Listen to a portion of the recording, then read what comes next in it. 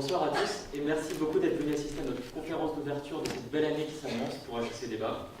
Un grand merci tout particulièrement à Monsieur Patrick Artus pour avoir répondu à notre invitation et pour avoir pris le temps, mais surtout la peine, de se déplacer en cette terre lointaine et isolée que l'on appelle à tort HEC Paris. Toute l'association tient évidemment à remercier ses partenaires ayant rendu la conférence possible, que sont Le Figaro Économie, Mazars, le Journal des Grandes Écoles et le Champagne Bilkar Salmon. Fin de la pub. Enfin, et surtout, un grand merci à vous, cher public, de vous être déplacés jusqu'ici, d'avoir renoncé aux rues, soucieux, j'imagine, de placer un visage sur cet économiste de renom, référence incontournable que nombre d'entre vous ont maintes fois cité dans leur dissertation de prépa. Rassurez-vous, c'est l'histoire ancienne. Vos thèses, idées et votre parcours restent aujourd'hui une véritable référence. Et quel parcours, monsieur Artus? Car en 1970, vous sortez diplômé de cette petite école voisine de la nôtre, que l'on appelle Polytechnique, avant de compléter votre cursus par un diplôme de Sciences Po et de l'ENSPE. Vous devenez par la suite directeur d'études dans cette dernière, professeur à l'IX, chroniqueur dans de grands médias nationaux comme Le Monde ou Les Échos, membre de conseils économiques de renom, et enfin, s'il vous plaît, directeur de recherche et d'études à la banque Natixis, où vous êtes spécialisé en stratégie boursière. Mais ce sont surtout vos publications et vos interventions dans les grands médias nationaux qui ont fait votre renommée auprès du grand public. Grand magicien de l'économie, vous publiez des œuvres dont les titres cinglants n'ont rien à envier au punchline des débats des dernières présidentielles. En 2016 est sorti votre livre de référence « La folie des banques centrales », dans lequel vous condamnez les politiques laxistes de ces banques et leurs incessantes promesses. Vous partez en croisade contre la menace croissante de M. le Maudit ou de son vrai nom, Mario Draghi. Cette année, vous avez publié Par ici la sortie, un véritable réquisitoire contre la zone euro, cette machine à fabriquer de la croissance ailleurs, sans pour autant en promouvoir la sortie. Vous êtes en quelque sorte la fourmi face aux cigales européennes, qui ayant traité toute l'année, se trouveront fort dépourvus quand la crise sera venue. Des succès, certes, mais aussi des erreurs, monsieur Artus, comme cette fois, début 2007, où vous annonciez que les craintes d'une crise financière à venir étaient infondées. Rebelote en mai 2008, lorsque vous annonciez que le pire de la crise était derrière vous, propos qui d'ailleurs vous attireront les radis de certains, avant que vous ne fassiez votre mea culpa en 2009.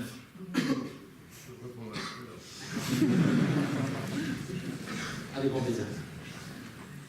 Monsieur Artus, merci encore de votre présence et merci d'être venu répondre aux questions des étudiants d'HEC. Et avant de vous laisser la parole, je vous invite à regarder notre micro-trottoir HEC Débat, vidéo introductive à la conférence sur le thème de prédilection. La parole est à vous, excellente conférence à tous. Bonjour Monsieur Artus. Bonjour Monsieur Artus. Bonjour Monsieur. Bonjour Monsieur Artus. Je voulais savoir ce que vous pensez de l'utilité d'un gouvernement économique pour la zone euro afin de mieux gérer les crises financières comme la crise de l'euro. Beaucoup d'observateurs parlent d'une reprise pour la zone euro. Malgré ça, les indicateurs de croissance restent relativement faibles. Est-ce que vous pensez qu'on est effectivement dans une période de reprise? Est-ce qu'on est sorti de la crise financière notamment? Je me demandais si vous pensiez qu'à long terme, les crypto-monnaies seraient des concurrents de monnaie banque centrale ou pas. Que pensez-vous de l'euro?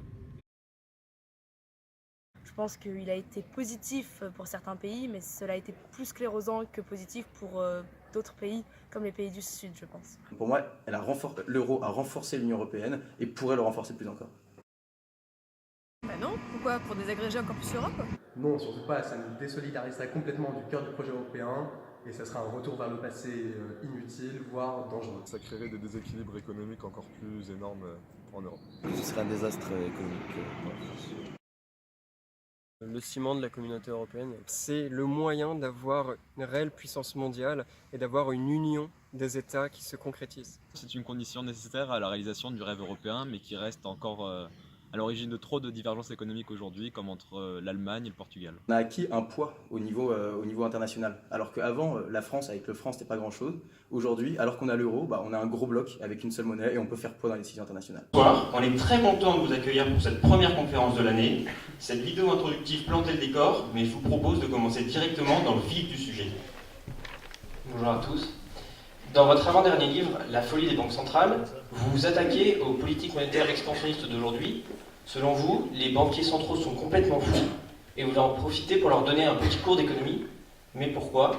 Qu'est-ce qui ne va pas au juste dans la sphère monétaire et financière européenne? Européenne et non seulement européenne, puisque c'est un phénomène assez mondial. Non, ce qui m'inquiète, évidemment, les banques centrales ont permis qu'on sorte de la crise. Donc personne ne critique le fait qu'en 2009, en 2010, au moment de la grande crise, et je reviendrai d'ailleurs sur le point tout à l'heure, les banques centrales ont mené des politiques monétaires extraordinairement expansionnistes. Politique monétaire extraordinairement expansionniste, c'est des taux d'intérêt à peu près nuls, c'est une très grande création de monnaie. Alors, techniquement, vous savez que ça s'appelle le quantitative easing, mais ça a l'air de compliqué, c'est très simple. Les banques centrales achètent des obligations et payent en créant de la monnaie. Donc on met de la monnaie en circulation dans l'économie. À un moment où il y avait une crise bancaire, l'effondrement de la croissance et un risque vraiment d'effondrement global de l'économie de l'OCDE, personne ne critique cela. La question c'est, nous sommes en 2017, on n'est absolument plus dans une situation où il y a une crise bancaire, un effondrement de l'économie, les États-Unis sont au plein emploi, le Japon est au plein emploi, le chômage baisse de 1 point par an dans la zone euro, l'Allemagne est au plein emploi, et nous avons les mêmes politiques qu'en 2009 ou en 2010. Mais l'inflation n'est pas repartie. Oui, mais alors quelle importance? Enfin, je veux dire, la question... bon, et la question est, dans cette configuration aujourd'hui, est-ce que nous avons besoin, en particulier, d'une création monétaire absolument considérable? Alors qu'est-ce que ça fait? Je pense que ça révèle simplement le fait que les banques centrales ne s'intéressent pas à la stabilité financière. Quand vous créez de la monnaie, à nouveau c'est très simple, hein, vous êtes un assureur français, vous vendez des obligations à la Banque Centrale Européenne, c'est à la Banque de France, en fait c'est pareil, vous recevez de la monnaie, du cash, hein, et ce cash, vous allez le réinvestir dans l'immobilier, dans les actions, dans les émergents, dans les infrastructures, dans les énergies renouvelables. Vous faites monter de façon tout à fait déraisonnable les prix de l'immobilier, des actions, des émergents, etc. Parce qu'évidemment, vous réinvestissez cette liquidité dans ces actifs. Et donc vous recréez des bulles sur les prix des actifs, vous écrasez les primes de risque, puisque vous achetez des actifs risqués avec la monnaie qui vous est donnée par la Banque centrale, donc toutes les primes de risque sont complètement écrasées, donc prendre du risque n'est plus rémunéré, ce qui est extraordinairement dangereux, et tout ceci dans un environnement économique qui ne justifie plus qu'on ait des politiques aussi violentes. La politique violente se justifiait totalement en 2009, mais pourquoi aujourd'hui? Donc ce qui est critiqué, ce n'est pas le fait que les banques centrales de temps en temps puissent utiliser ce genre de politique. Ce qui est critiquable, c'est qu'elles continuent 9 ans après la crise à utiliser les mêmes politiques ultra-expansionnistes. Et alors d'ailleurs, les banquiers centraux ont changé de comportement. Si vous essayez de simuler, alors par des techniques de modélisation, où on serait aujourd'hui si les banques centrales se comportaient comme jusqu'en 2012, disons, par exemple en Europe aujourd'hui, les taux d'intérêt de la BCE seraient à 3%. Or ils sont à 0. Donc on a des banquiers centraux qui ont changé de comportement complètement. Et ben, je pense que ce changement de comportement est extraordinairement dangereux. Et qu'il y a un décalage dans le temps énorme entre... Alors cette politique, en général, en Europe, n'a pas été faite au bon moment. L'Europe fait une politique monétaire expansionniste à partir de 2015, ce qui est dément, il fallait la faire en 2009. Les États-Unis, au moins, l'ont faite en 2009. Et du coup, tout est décalé, mais tout est décalé de façon déraisonnable, parce qu'on continue à faire une politique de crise alors qu'on est manifestement plus en crise. Donc vous considérez que ces bulles sur les marchés financiers vont donner lieu à une nouvelle crise financière de grande ampleur? Alors après les crises financières, il faut que quelque chose les déclenche.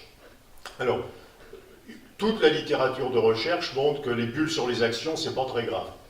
Parce que si le marché action baisse de 30%, les gens qui ont des actions perdent 30%, mais enfin ils ont des actions dans un horizon de long terme. Et puis en général, on achète assez peu souvent des actions en s'endettant. Et puis en général, les gens qui ont des actions sont des gens à revenus élevés. Enfin, on sait que ce qui est extrêmement dangereux sont les crises immobilières, c'est les chutes des prix de l'immobilier, parce que l'immobilier est acheté à crédit, y compris par des gens de revenus faibles. Le subprime aux États-Unis, c'est des gens de revenus faibles qui achètent de l'immobilier à crédit. Et donc, ce qui est très dangereux, c'est de faire remonter les prix de l'immobilier, parce qu'on sait qu'en général, les hausses excessives des prix de l'immobilier conduisent à quelque chose d'assez dangereux pour la stabilité des banques, pour l'économie. Donc, comme on l'a vu au Japon au début des années 90, comme on l'a vu dans tous les pays en 2007 et en 2008, etc. Et aujourd'hui, vous avez clairement un redémarrage dans beaucoup de pays des prix de l'immobilier. En France, c'est assez récent, donc ça date de cette année. En Allemagne, ça fait 4 ou 5 ans. Aux États-Unis, les prix de l'immobilier, alors ça dépend des sortes d'immobilier, sont nettement plus élevés que ceux de 2007 déjà. Au Japon, le prix de l'immobilier augmente à toute allure. le Canada, l'Australie, la Suède, etc. Donc vous avez une multitude d'endroits où on est en train de se diriger directement vers une nouvelle bulle immobilière, avec tous les risques dont je parlais à l'instant, et ceci n'attire absolument pas l'ombre d'une réaction des banques centrales. Donc les banques centrales n'ont pas l'air d'avoir appris des crises à répétition du passé. Il ne fallait pas laisser les prix de l'immobilier aller n'importe où. À nouveau, ce n'est pas un phénomène particulièrement violent aujourd'hui en France. Les prix de l'immobilier vont monter cette année, mais enfin, ils n'ont pas monté. Enfin, c'est un phénomène qui est extraordinairement violent dans beaucoup de pays. Et regardez les États-Unis, à nouveau, ou le Royaume-Uni jusqu'au Brexit, puisque le Brexit a cassé cette dynamique. Toujours est-il que dans votre avant-dernier livre, donc La folie des banques centrales, vous prévoyez le pire quand même, surtout au niveau obligataire. Oui, non, je peux répondre à ça aussi, mais qu'est-ce qui va se passer après? À nouveau, une crise, ça ne se déclenche pas tout seul. Enfin, en théorie économique, vous savez que les crises peuvent se déclencher tout seules, ça s'appelle les crises autoréalisatrices. Enfin bon, dans la vraie vie, il faut un facteur. Il faudrait une remontée de taux. Voilà. Et donc, ce qui serait totalement mortel aujourd'hui, c'est le retour de l'inflation non anticipée. C'est-à-dire une inflation qu'on n'aurait pas vu venir. Si l'inflation revenait, les banques centrales devraient monter les taux d'intérêt. Alors les taux d'intérêt de marché monteraient tout seuls, d'ailleurs, en réaction à l'inflation. Et comme on a des taux d'endettement qui sont monstrueux, évidemment, tous les emprunteurs mourraient du poids de l'endettement. Vous savez que quand vous faites l'endettement total des pays de l'OCDE, c'est-à-dire la dette des États plus la dette du secteur privé, cet endettement est le plus élevé que nous ayons eu depuis 1918. En 1918, on avait une vague raison d'avoir de la dette. On est plus haut qu'en 1945. Donc on a des taux d'endettement qui sont monstrueux et qui ne sont supportables que parce que les taux d'intérêt sont extraordinairement bas. Et les taux d'endettement sont là parce que depuis la crise, qui pourtant était une crise de l'endettement, de l'excès d'endettement, les taux d'endettement ont continué à monter, puisque les banques centrales ayant mené ces politiques extraordinairement expansionnistes, au lieu de corriger à la baisse les taux d'endettement, on a continué à pousser les taux d'endettement à la hausse avec les taux d'intérêt très très bas. Donc aujourd'hui, si pour une raison quelconque les taux d'intérêt remontaient, on aurait une crise bien pire que celle de 2008. Est-ce que je peux prendre l'occasion de répondre à la question scandaleuse qui m'était posée tout à l'heure je suis absolument persuadé qu'en mai, au printemps 2008, j'allais y venir justement. Au printemps 2008, on était sorti de la crise. D'abord, les subprimes, il faut se rendre compte, c'est une crise absolument ridicule. Les pertes liées au crédit subprime, c'est 200-250 milliards de dollars. Et donc, cette crise était terminée en réalité au printemps 2008. La Réserve fédérale a décidé, et le gouvernement américain en 2008, de laisser faire faillite à Lehman, qui avait cumulé toutes sortes d'horreurs, en particulier c'était un centre de titrisation de crédit immobilier. Ils auraient sauvé Lehman, il n'y aurait pas eu de crise, et on était sorti de la crise. Donc on avait avalé 250 milliards de pertes, absolument en 6 mois, sans aucune réelle difficulté. Donc là, on n'aurait jamais dû avoir la crise de Lehman. C'est une décision de la Réserve fédérale de laisser tomber Lehman. Alors après, il y a les paranoïaques qui disent que c'est Goldman Sachs qui s'est débarrassé d'un concurrent. Et la réalité, c'est sans doute que la Réserve fédérale a eu peur de l'aléa de moralité. C'est-à-dire que si on se met à sauver toutes les banques qui vont mal, on met la main dans un truc où les banques font n'importe quoi parce qu'elles savent qu'elles seront sauvées. Sauf qu'ils n'avaient pas réalisé à quel point Lehman était important, parce que c'était un nœud absolument central dans les processus de titrisation de crédit. Donc ils ont laissé mourir Lehman, et du coup, le monde entier a refusé de prêter à une banque à partir de ce jour-là, en disant, si Lehman meurt, tous les autres vont mourir, et donc ils avaient tué le système bancaire mondial, qui après a été sauvé par les États, notamment. Mais je pense que réellement, on n'aurait pas dû avoir la crise de 2008-2009 si on avait renfloué Lehman. Alors après, évidemment, il y a un débat, le débat est intéressant, c'est pour ça qu'on a changé les règles en Europe, on ne renfloue plus les banques, parce qu'on dit que si on renfloue les banques, ça incite les banques à prendre du risque, parce que de toute façon, si ça va mal, elles seront renflouées. L'argument est assez standard. Mais on aurait dû sauver Lehman, et si on avait sauvé Lehman, je pense qu'on n'aurait pas eu de crise. Et effectivement, au printemps 2008, la trajectoire la plus probable, c'était qu'il n'y aurait pas de crise. Et que la crise était digérée. Vous vous êtes trompé aussi en 2008, mais non. Quand vous avez affirmé que la crise était derrière nous, alors que c'est la même chose. Oui, non, la crise était derrière nous. La crise des subprimes, ça se déclenche au début de 2007. C'est lié à la remontée des taux de défaut des ménages américains. Elle était digérée au printemps 2008. Et après, il y a cet accident qui, en fait, est directement lié, bien sûr, à la crise des subprimes, puisque Lehman était complètement impliqué là-dedans, mais qui crée une défiance mondiale sur les banques. Donc le jour où les banques ne peuvent plus se financer, parce que personne ne veut plus prêter aux banques, fabriquer une crise financière mondiale, évidemment, c'est ce qui s'est produit, mais on aurait pu éviter cette crise. On aurait pu éviter cette crise, on a choisi de... Et je crois que le Trésor américain et la Réserve fédérale n'ont pas vu ce que ça allait produire. Et ils se sont dit, non, on va pas... Je pense que à nouveau, la vraie réaction, c'est de dire, non, on va pas se mettre à renflouer avec de l'argent public tous les banquiers qui vont mal. Parce qu'on met la main dans quelque chose d'horrible, où on crée des incitations à la prise de risque qu'on a le droit de prendre. Et honnêtement, je maintiens ma position du printemps 2008. On aurait pu faire l'économie de cette crise. Donc c'est un peu dur de jouer au devin quand on est économiste. On a du mal à prévoir les événements. Ce qui est très... Oui, mais vous savez l'intérêt de la crise, c'est qu'on se pose aujourd'hui la question... Il y a des gens qui avaient raconté des choses intelligentes sur la crise. Il y a quelqu'un qui s'appelle Black Swan, que vous avez peut-être lu. Black Swan, dans le jargon de la finance, c'est l'événement horrible, imprévu, qui va créer une crise épouvantable. Donc aujourd'hui, on a tous le réflexe qu'on n'avait peut-être pas avant, de se dire qu'est-ce qu'on n'a pas vu et qui va provoquer une crise épouvantable. Et on se pose cette question tout le temps. Donc la crise, ça crée des réflexes assez salutaires, je trouve, dans la finance, parce qu'on se met à s'interroger sur les risques extrêmes, choses sur lesquelles on ne s'interrogeait pas avant. Bon, vous critiquez les politiques monétaires ultra expansionnistes aujourd'hui, mais est-ce que vous ne pensez pas qu'elles sont l'unique solution quand la politique budgétaire allait mal liée? Non mais, à nouveau, pourquoi je pense à nouveau que nos problèmes, on va parler des problèmes de la zone euro tout à l'heure, j'imagine. Oui. On n'a absolument pas répété, ça fait 3 jours qu'on est ensemble. Non mais, nos problèmes n'ont absolument aucune chance d'être réglés par une politique monétaire expansionniste. Dans la zone euro, nos problèmes, c'est quoi? Mais c'est des problèmes qui sont valables ailleurs. C'est, la croissance de long terme de la zone euro est extraordinairement faible. Vous savez qu'il y a cette fameuse théorie de la stagnation séculaire qui fait beaucoup vers de recherche. Et aujourd'hui, les gains de productivité dans la zone euro, c'est 1,5% par an. La croissance de long terme de la zone euro, compte tenu de la démographie, c'est 1% par an. C'est pas en mettant de la monnaie que vous allez fabriquer du progrès technique, comme de l'innovation. Nos problèmes sont tous les problèmes de fonctionnement de la zone euro, et je pense qu'on doit en parler dans un instant, des problèmes qui sont des problèmes institutionnels, d'absence de coordination des politiques fiscales, de fonctionnement différent des marchés du travail, d'absence de fédéralisme, tout ça qui nous coûte énormément de croissance, d'absence, c'est un point très important, de circulation des capitaux entre les pays de la zone euro. Ces problèmes n'ont aucune chance d'être réglés par une politique monétaire expansionniste. Ce n'est pas en créant de la monnaie que vous réglez des problèmes structurels. Et alors après, les banques centrales ont une position de repli, consiste à dire oui, je crée de la monnaie parce que ça soutient les économies au moment où les États vont mettre en place les bonnes politiques qui, elles, peut-être, ont des effets négatifs sur les économies. Et d'un autre côté, vous pouvez aussi... Je crois qu'on est un peu maudit niveau micro, il nous lâche tous un par un. Mais oui, non, il va en venir, non, c'est un truc alternatif.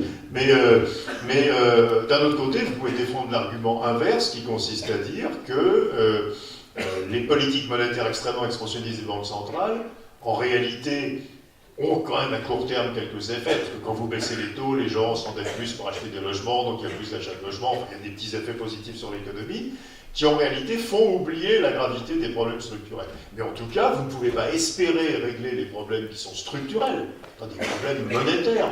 On n'a pas un manque de liquidité. Créer de la monnaie, ça a du sens quand il y a une crise de liquidité. Aujourd'hui, il n'y a pas une crise de liquidité. On a de la liquidité absolument partout, on ne sait pas quoi en faire. Donc quand on est dans une abondance de liquidité, créer davantage de liquidité ne peut servir à rien. Il n'a aucune chance de régler les problèmes de fond de la zone euro, du monde, des pays émergents, etc. Donc je crois que c'est très déraisonnable de dire que ces politiques sont des politiques de crise. Les politiques monétaires de création monétaire, qu'on appelle les non conventionnelles, le quantitative easing, c'est des politiques qu'on met en place dans les crises, quand il y a des crises de liquidité, que les banques n'arrivent plus à se financer, que les prix chutent, etc. Ce ne sont pas des politiques dont on peut penser qu'elles soutiennent l'économie dans le moyen terme.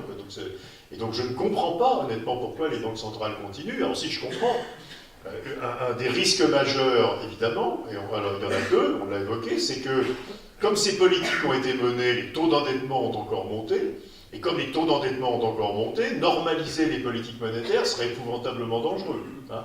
Donc en fait, on a créé une espèce d'irréversibilité de ces politiques, puisqu'elles ont permis qu'on continue à accumuler de la dette. Alors, ça ne marche pas, c'est parfait. Si, ça marche, ça marche. Ah bon, du coup, j'allais vous poser la question en fait, de savoir quelle était votre position par rapport à l'Union européenne. Du coup, je pense qu'on l'a compris, vous pensez que c'est avant tout un problème structurel et pas un problème. Donnez-moi quand même 2 minutes. Comme ça, je reviendrai, non, mais je reviendrai dans 5 ans, vous me direz en 2017, vous avez raconté n'importe quoi sur l'Europe. Non, alors d'abord, juste un mot pour dire qu'il y a un vrai sujet, mais je vais être rapide, ne inquiétez pas. Il y a un vrai sujet qui est UE ou zone euro. Un des problèmes centraux de l'Europe, c'est qu'on n'a pas d'identité juridique ou institutionnelle de la zone euro. La zone euro, pour l'instant, ça n'existe à peu près pas. On a un parlement européen, de l'UE, on a un budget de l'UE, on a des règles fiscales de l'UE, on a voilà. Et alors, or, en réalité, évidemment, vous savez tous que c'est l'appartenance à l'euro, enfin, d'avoir la même monnaie qui crée une situation totalement différente. Si 2 pays ont chacun leur monnaie, 2 pays qui sont en change flexible, qui ont chacun leur monnaie, peuvent très bien décider qu'ils ne mènent pas du tout les mêmes politiques. Si un des 2 pays, par exemple, augmente les salaires, simplement sa monnaie va se déprécier, et voilà, la monnaie ajustera les écarts de politique économique. Donc on n'a aucun besoin de coordination, en réalité, ou de très limité entre des pays qui ont chacun leur monnaie, quoi. Et les taux de change peuvent ajuster les écarts de politique économique, de structure économique. C'est plus vrai du tout quand vous êtes dans l'euro. Donc quand vous êtes dans l'euro, évidemment, il y a des exigences de coordination très grandes. Alors, 2 choses. Donc lisez mon excellent livre sur l'euro, qui est génial, pas cher, sympa, etc. Mais 2 choses. 1, on ne peut pas sortir de l'euro. Hein, d'ailleurs, vous savez que même le Front National a changé d'avis sur cette question. Le chef économiste du Front National, d'ailleurs, est un ancien salarié de Natixis, hein, donc, mais on l'a viré. C'est vrai. Pourquoi est-ce qu'on ne peut pas sortir de l'euro? Parce que depuis la création de l'euro, les pays de la zone euro se sont échangés des créances et des actifs pour des montants considérables. Un pays comme la France, par exemple, ce qui compte, ce n'est pas la dette extérieure nette. La dette extérieure nette, c'est le solde entre votre dette extérieure brute. La dette extérieure brute, c'est l'ensemble des actifs du pays qui sont détenus par des non-résidents, et les actifs extérieurs bruts, c'est-à-dire l'ensemble des actifs du reste du monde qui sont détenus dans le pays. La globalisation financière, hein, c'est quelque chose qui est extrêmement précis, c'est l'augmentation parallèle et énorme à la fois des dettes extérieures brutes et des actifs extérieurs bruts. Donc les Français ont prêté aux Allemands de plus en plus, et les Allemands ont prêté aux Français de plus en plus. Le solde est tout petit, mais les 2 morceaux, hein, vous voyez, sont énormes. La France a une dette extérieure brute qui fait à peu près 5 000 milliards d'euros. Hein, et ce sont des euros. Hein. Donc supposez que la France sorte de l'euro et dévalue, eh bien cette dette, ça reste des euros. Hein, c'est des euros, c'est contractuellement des euros, on s'est endetté en euros.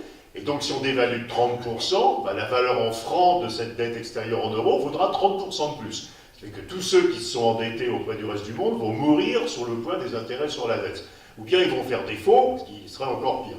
Donc en réalité, quoi qu'il arrive, on peut partir d'un premier postulat, c'est qu'aucun pays de la zone euro ne sortira de l'euro.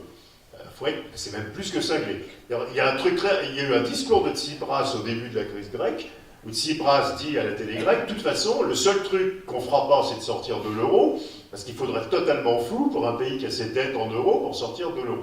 Alors ça vaut symétriquement pour les Allemands. Les Allemands ont prêté 3 000 milliards d'euros aux autres Européens. S'ils sortent de l'euro et que le marque se révalue, les avoirs extérieurs des Allemands baisseront en marque d'autant, et vous ruinez les retraités allemands. Donc personne ne sortira jamais de la zone euro. Peut-être fallait pas rentrer, mais fallait y penser avant. Alors, deuxième morceau de la démonstration, la zone euro marche très très mal. Donc vous êtes un truc qui marche mal, mais dont on ne peut pas sortir. Alors qu'est-ce qui marche mal? Je vais très vite, mais il y a essentiellement 3 choses qui marchent mal. Personne n'avait compris, dans les économistes officiels ou dans les politiques, que quand 2 pays rentrent dans une union monétaire, leurs économies deviennent de plus en plus différentes et pas semblables. Alors j'aime beaucoup citer Jean-Claude Trichet. La dernière fois que j'ai fait ça, il y avait la nièce de Jean-Claude Trichet dans la salle, donc il a été dénoncé. Enfin, Jean-Claude Trichet, vous savez, qui était l'ancien président de la BCE, avait dit « Du moment que les pays sont dans l'euro, leurs économies vont devenir semblables ». C'est une connerie sans nom, quoi. Hein. Vous prenez deux pays, ils se mettent à avoir la même monnaie, donc il n'y a plus de risque de change, et donc les entreprises peuvent choisir librement l'endroit où elles vont produire, puisqu'il n'y a plus de risque de change. Et donc, la spécialisation productive de ces deux pays va pouvoir se mettre en place. Vous prenez deux pays qui rentrent dans une monnaie, progressivement au cours de temps, ils vont devenir de plus en plus différents parce qu'ils vont produire des biens et des services de plus en plus différents. Il n'y a aucune raison qu'on fasse des voitures dans tous les pays de la zone euro du moment que c'est des euros et qu'il n'y a pas de risque de change à produire des voitures dans un endroit pour les vendre dans un autre. Et ça, on l'a vu. Les pays de la zone euro se sont spécialisés très différemment. Les pays du Sud, c'est des biens de consommation, de l'agroalimentaire, du tourisme, etc. L'Allemagne, c'est de l'automobile, des biens d'équipement, et donc, comme les spécialisations productives sont très différentes, les économies de ces pays sont devenues extrêmement différentes, et ces économies se sont mises à diverger et pas à converger. Hein, et le problème, c'est qu'est-ce que vous faites dans une union monétaire quand les économies divergent? Les niveaux de revenus divergent. Hein, les pays plus riches deviennent plus riches, les pays plus pauvres deviennent plus pauvres. Et la réponse, c'est quoi? Regardez les États-Unis.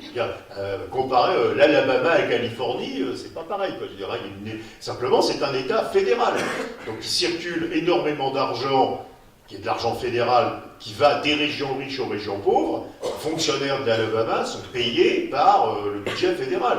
Hein, et donc, ce transfert de revenus compense les écarts entre les niveaux des économies, puisque regardez les régions allemandes, les cantons suisses, etc.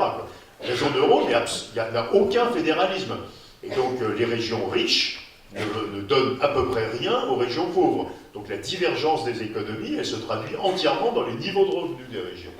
Alors, regardez la Catalogne, vous voyez qu'on n'est pas en train de se dire que les régions riches ont envie de contribuer au bien-être des régions pauvres. Quoi, hein, pas vraiment dans cette direction-là. Donc premier problème majeur, on ne sait pas aujourd'hui comment on va corriger l'hétérogénéité de la zone euro. Alors bien sûr, il y a des réflexions sur un budget de la zone euro, etc. Enfin, pour l'instant, on ne l'a pas. Pour l'instant, la zone euro n'est absolument pas un État fédéral. D'ailleurs, les traités prévoient que ça n'en est pas un. Hein, comme disent les Allemands, je traduis, la zone euro n'est pas une union de transfert. On ne transfère pas d'argent d'une région à l'autre. Deuxième problème majeur, on ne coordonne pas les politiques économiques qui devraient l'être. Les systèmes fiscaux sont complètement différents. Hein, vous avez des cotisations sociales des entreprises qui sont dans un rapport de 1 à 3 entre les pays où elles sont basses et elles sont hautes. Les pays de la zone euro où elles sont le plus hautes, évidemment, c'est la France. Quand vous avez ça en union monétaire, évidemment, vous avez un problème de compétitivité des pays où les cotisations sociales des entreprises sont plus élevées. Donc on n'a aucune coordination des systèmes fiscaux. Alors la Commission travaille depuis 10 ans sur la coordination de la base de l'impôt sur le revenu. Vous voyez, c'est toujours pas abouti. Donc, et puis voilà. Et troisième problème majeur, depuis la crise, les capitaux ne circulent plus à l'intérieur de la zone euro. Les Allemands, qui ont trop d'épargne, ne prêtent plus cette épargne aux autres Européens. Et ils préfèrent la prêter au reste du monde en dehors de l'Europe. Et ça, c'est horrible. Parce que pourquoi on fait une union monétaire? C'est pas juste parce que c'est joli, quoi. Alors, je voyais vos camarades disaient parce que ça fait un grand pays. Oui, peut-être. Enfin, la vraie réalité, c'est qu'on fait une union monétaire pour qu'on puisse prendre l'épargne à un endroit et financer les investissements intelligents à d'autres endroits. C'est pour organiser la mobilité du capital qui, à nouveau, s'il y a du risque de change, ne va pas circuler. Si vous êtes allemand, tant que les Portugais ont les scudos, vous n'allez pas prêter aux Portugais parce que les scudos peuvent se déprécier. Le jour où les Portugais ont l'euro, vous pouvez prêter aux Portugais. Et si c'est plus sympa, évidemment, parce que c'est un pays plus pauvre d'investir au Portugal, normalement, vous prenez l'épargne des Allemands et vous l'investissez au Portugal. Ça, c'est totalement arrêté. Les Allemands ne prêtent plus rien aux autres pays européens depuis la crise. Ils n'ont pas confiance dans la solvabilité des emprunteurs, etc. Et donc l'épargne, l'excès d'épargne des Allemands finance les investissements du reste du monde en dehors de la zone euro. Et ça, c'est une déperdition de croissance qui est monstrueuse. Donc tout le débat qu'on a aujourd'hui en Europe sur l'excédent extérieur de l'Allemagne, l'excédent budgétaire de l'Allemagne, qu'est-ce qu'on fait? Qu'est-ce qu'on fait avec ça? Et donc voilà, donc, il y a trois trucs essentiellement qui vont... Alors après, on peut faire plein de choses mineures, mais les trois trucs centraux qui vont mal, c'est l'hétérogénéité des pays et l'hétérogénéité de niveau de vie entre les pays est de plus en plus grande et on ne sait pas pour l'instant corriger ça. On n'a pas coordonné les politiques économiques ou par exemple aussi les politiques sociales, d'où tout le débat sur les travailleurs détachés, etc. Vous avez une... Alors les Polonais ne sont pas dans la zone euro, mais enfin comme le taux de change du zloty bouge à peine, c'est pas très différent que s'ils y étaient. Donc vous avez dans cette union monétaire et économique des pays où le salaire minimum varie entre 300 et 1400 euros par mois. C'est extraordinairement dur à gérer. Donc, et puis, troisième chose, les capitaux ne circulent plus entre les pays de la zone euro, qui ont chacun leur marché des capitaux domestiques, sans interconnexion, et donc on perd tout l'intérêt d'avoir l'union monétaire. Donc, je résume, j'étais trop long, ça marche vraiment pas, et on ne peut pas sortir. Bon, on y reviendra très vite et on va parler des chantiers à aborder dans l'Union européenne. Et maintenant, je vous demande d'accueillir Pierre pour sa chronique.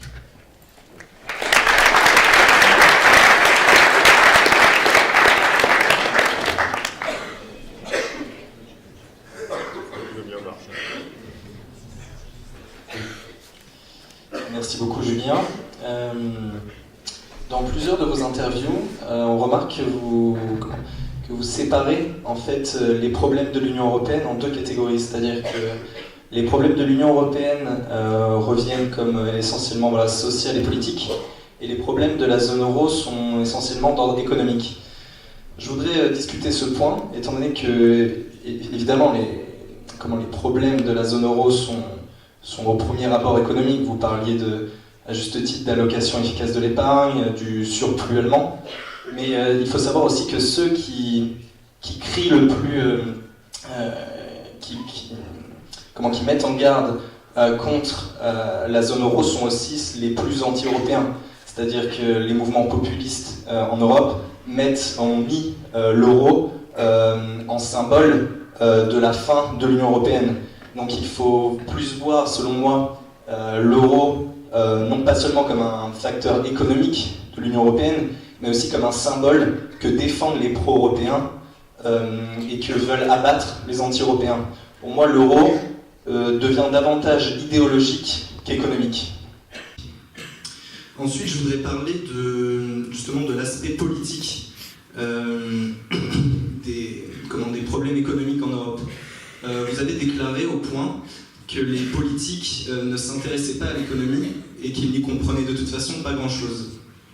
Je pense que là est tout l'enjeu, c'est-à-dire quand on dit des politiques qui ne comprennent pas grand-chose à l'économie, finalement on ne fait que cautionner une certaine dimension iconoclaste de l'économie. C'est-à-dire qu'on a l'impression qu'on responsabilise énormément les politiques sur leurs déclarations, alors que les économistes peuvent toujours s'abriter derrière la théorie, alors que pourtant les économistes restent une référence en termes de choix justement politiques et économiques dans l'Union européenne.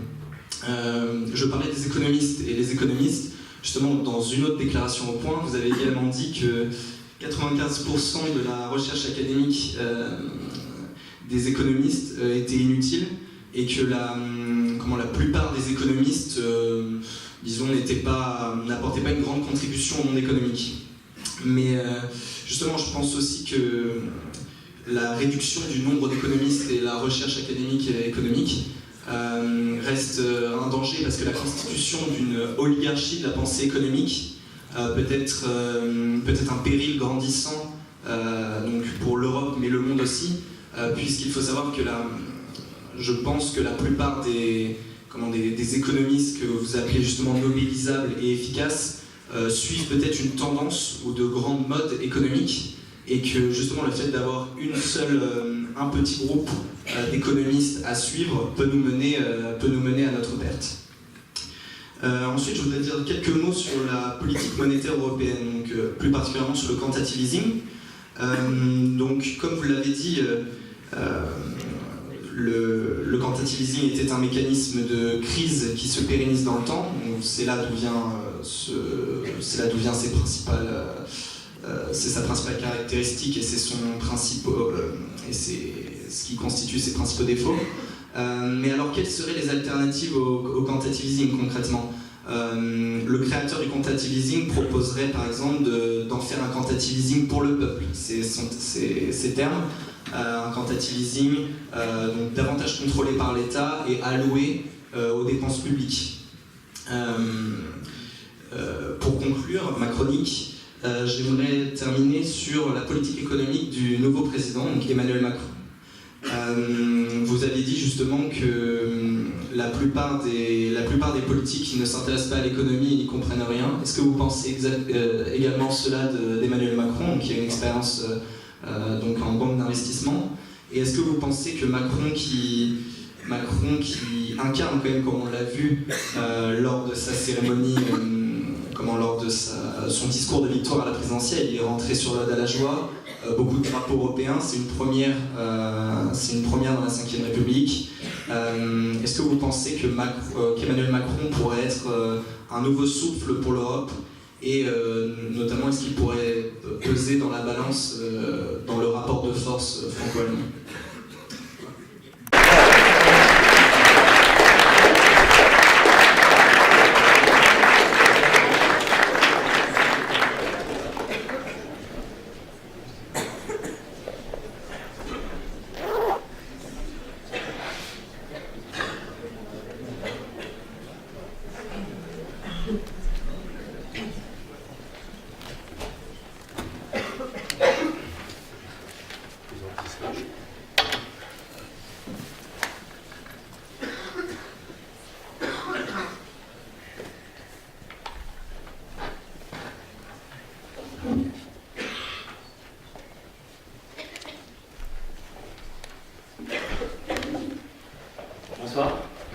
Bonsoir à tous et merci beaucoup d'être venus assister à notre conférence d'ouverture de cette belle année qui s'annonce pour HEC Débat.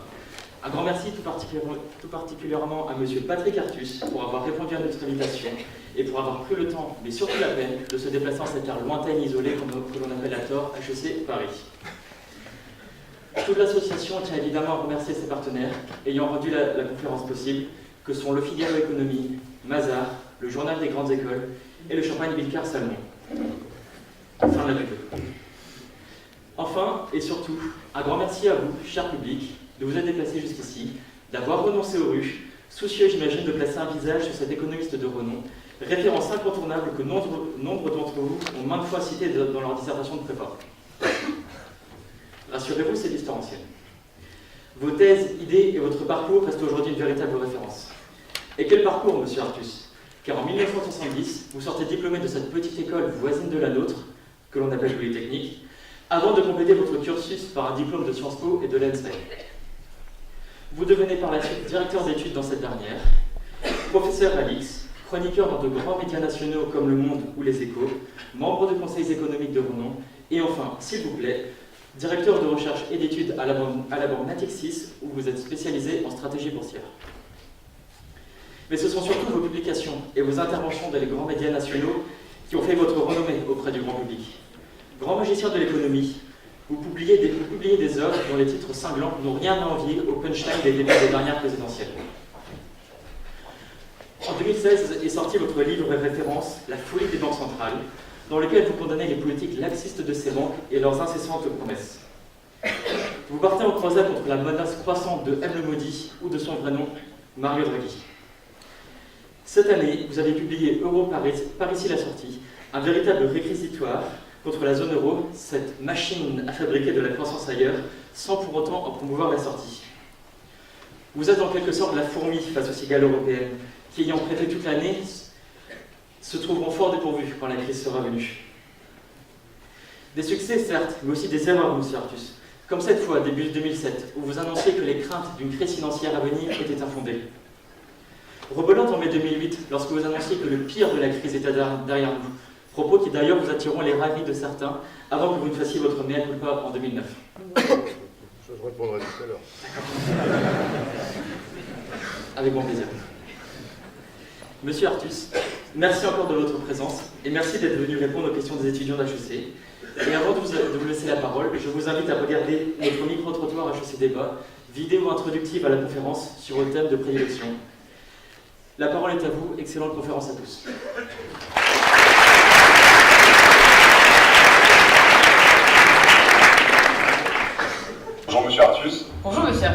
Bonjour monsieur. Bonjour monsieur Artus. Je voulais savoir ce que vous pensiez de l'utilité d'un gouvernement économique pour la zone euro afin de mieux gérer les crises financières comme les crises de l'euro. Beaucoup d'observateurs parlent d'une reprise pour la zone euro. Malgré ça, les indicateurs de croissance restent relativement faibles. Est-ce que vous pensez qu'on est effectivement dans une période de reprise? Est-ce qu'on est sorti de la crise financière notamment? Je me demandais si vous pensiez qu'à long terme, les crypto-monnaies seraient des concurrents de monnaie banque centrale ou pas. Que pensez-vous de l'euro? Je pense qu'il a été positif pour certains pays, mais cela a été plus sclérosant que positif pour d'autres pays, comme les pays du Sud, je pense. Pour moi, l'euro a renforcé l'Union européenne et pourrait le renforcer plus encore. Bah non, pourquoi? Pour des agrégats comme Europe? Non, surtout pas, ça nous désolidarisera complètement du cœur du projet européen et ce sera un retour vers le passé inutile, voire dangereux. Ça créerait des déséquilibres économiques encore plus énormes en Europe. Ce serait un désastre économique en France. Le ciment de la communauté européenne, c'est le moyen d'avoir une réelle puissance mondiale et d'avoir une union des États qui se concrétise. C'est une condition nécessaire à la réalisation du rêve européen, mais qui reste encore à l'origine de trop de divergences économiques aujourd'hui, comme entre l'Allemagne et le Portugal. On a acquis un poids au niveau international. Alors qu'avant, la France, avec le franc, c'était pas grand-chose. Aujourd'hui, alors qu'on a l'euro, on a un gros bloc avec une seule monnaie et on peut faire poids dans les décisions internationales. Monsieur Artus, bonsoir. On est très content de vous accueillir pour cette première conférence de l'année. Cette vidéo introductive plantait le décor, mais je vous propose de commencer directement dans le vif du sujet. Bonjour à tous.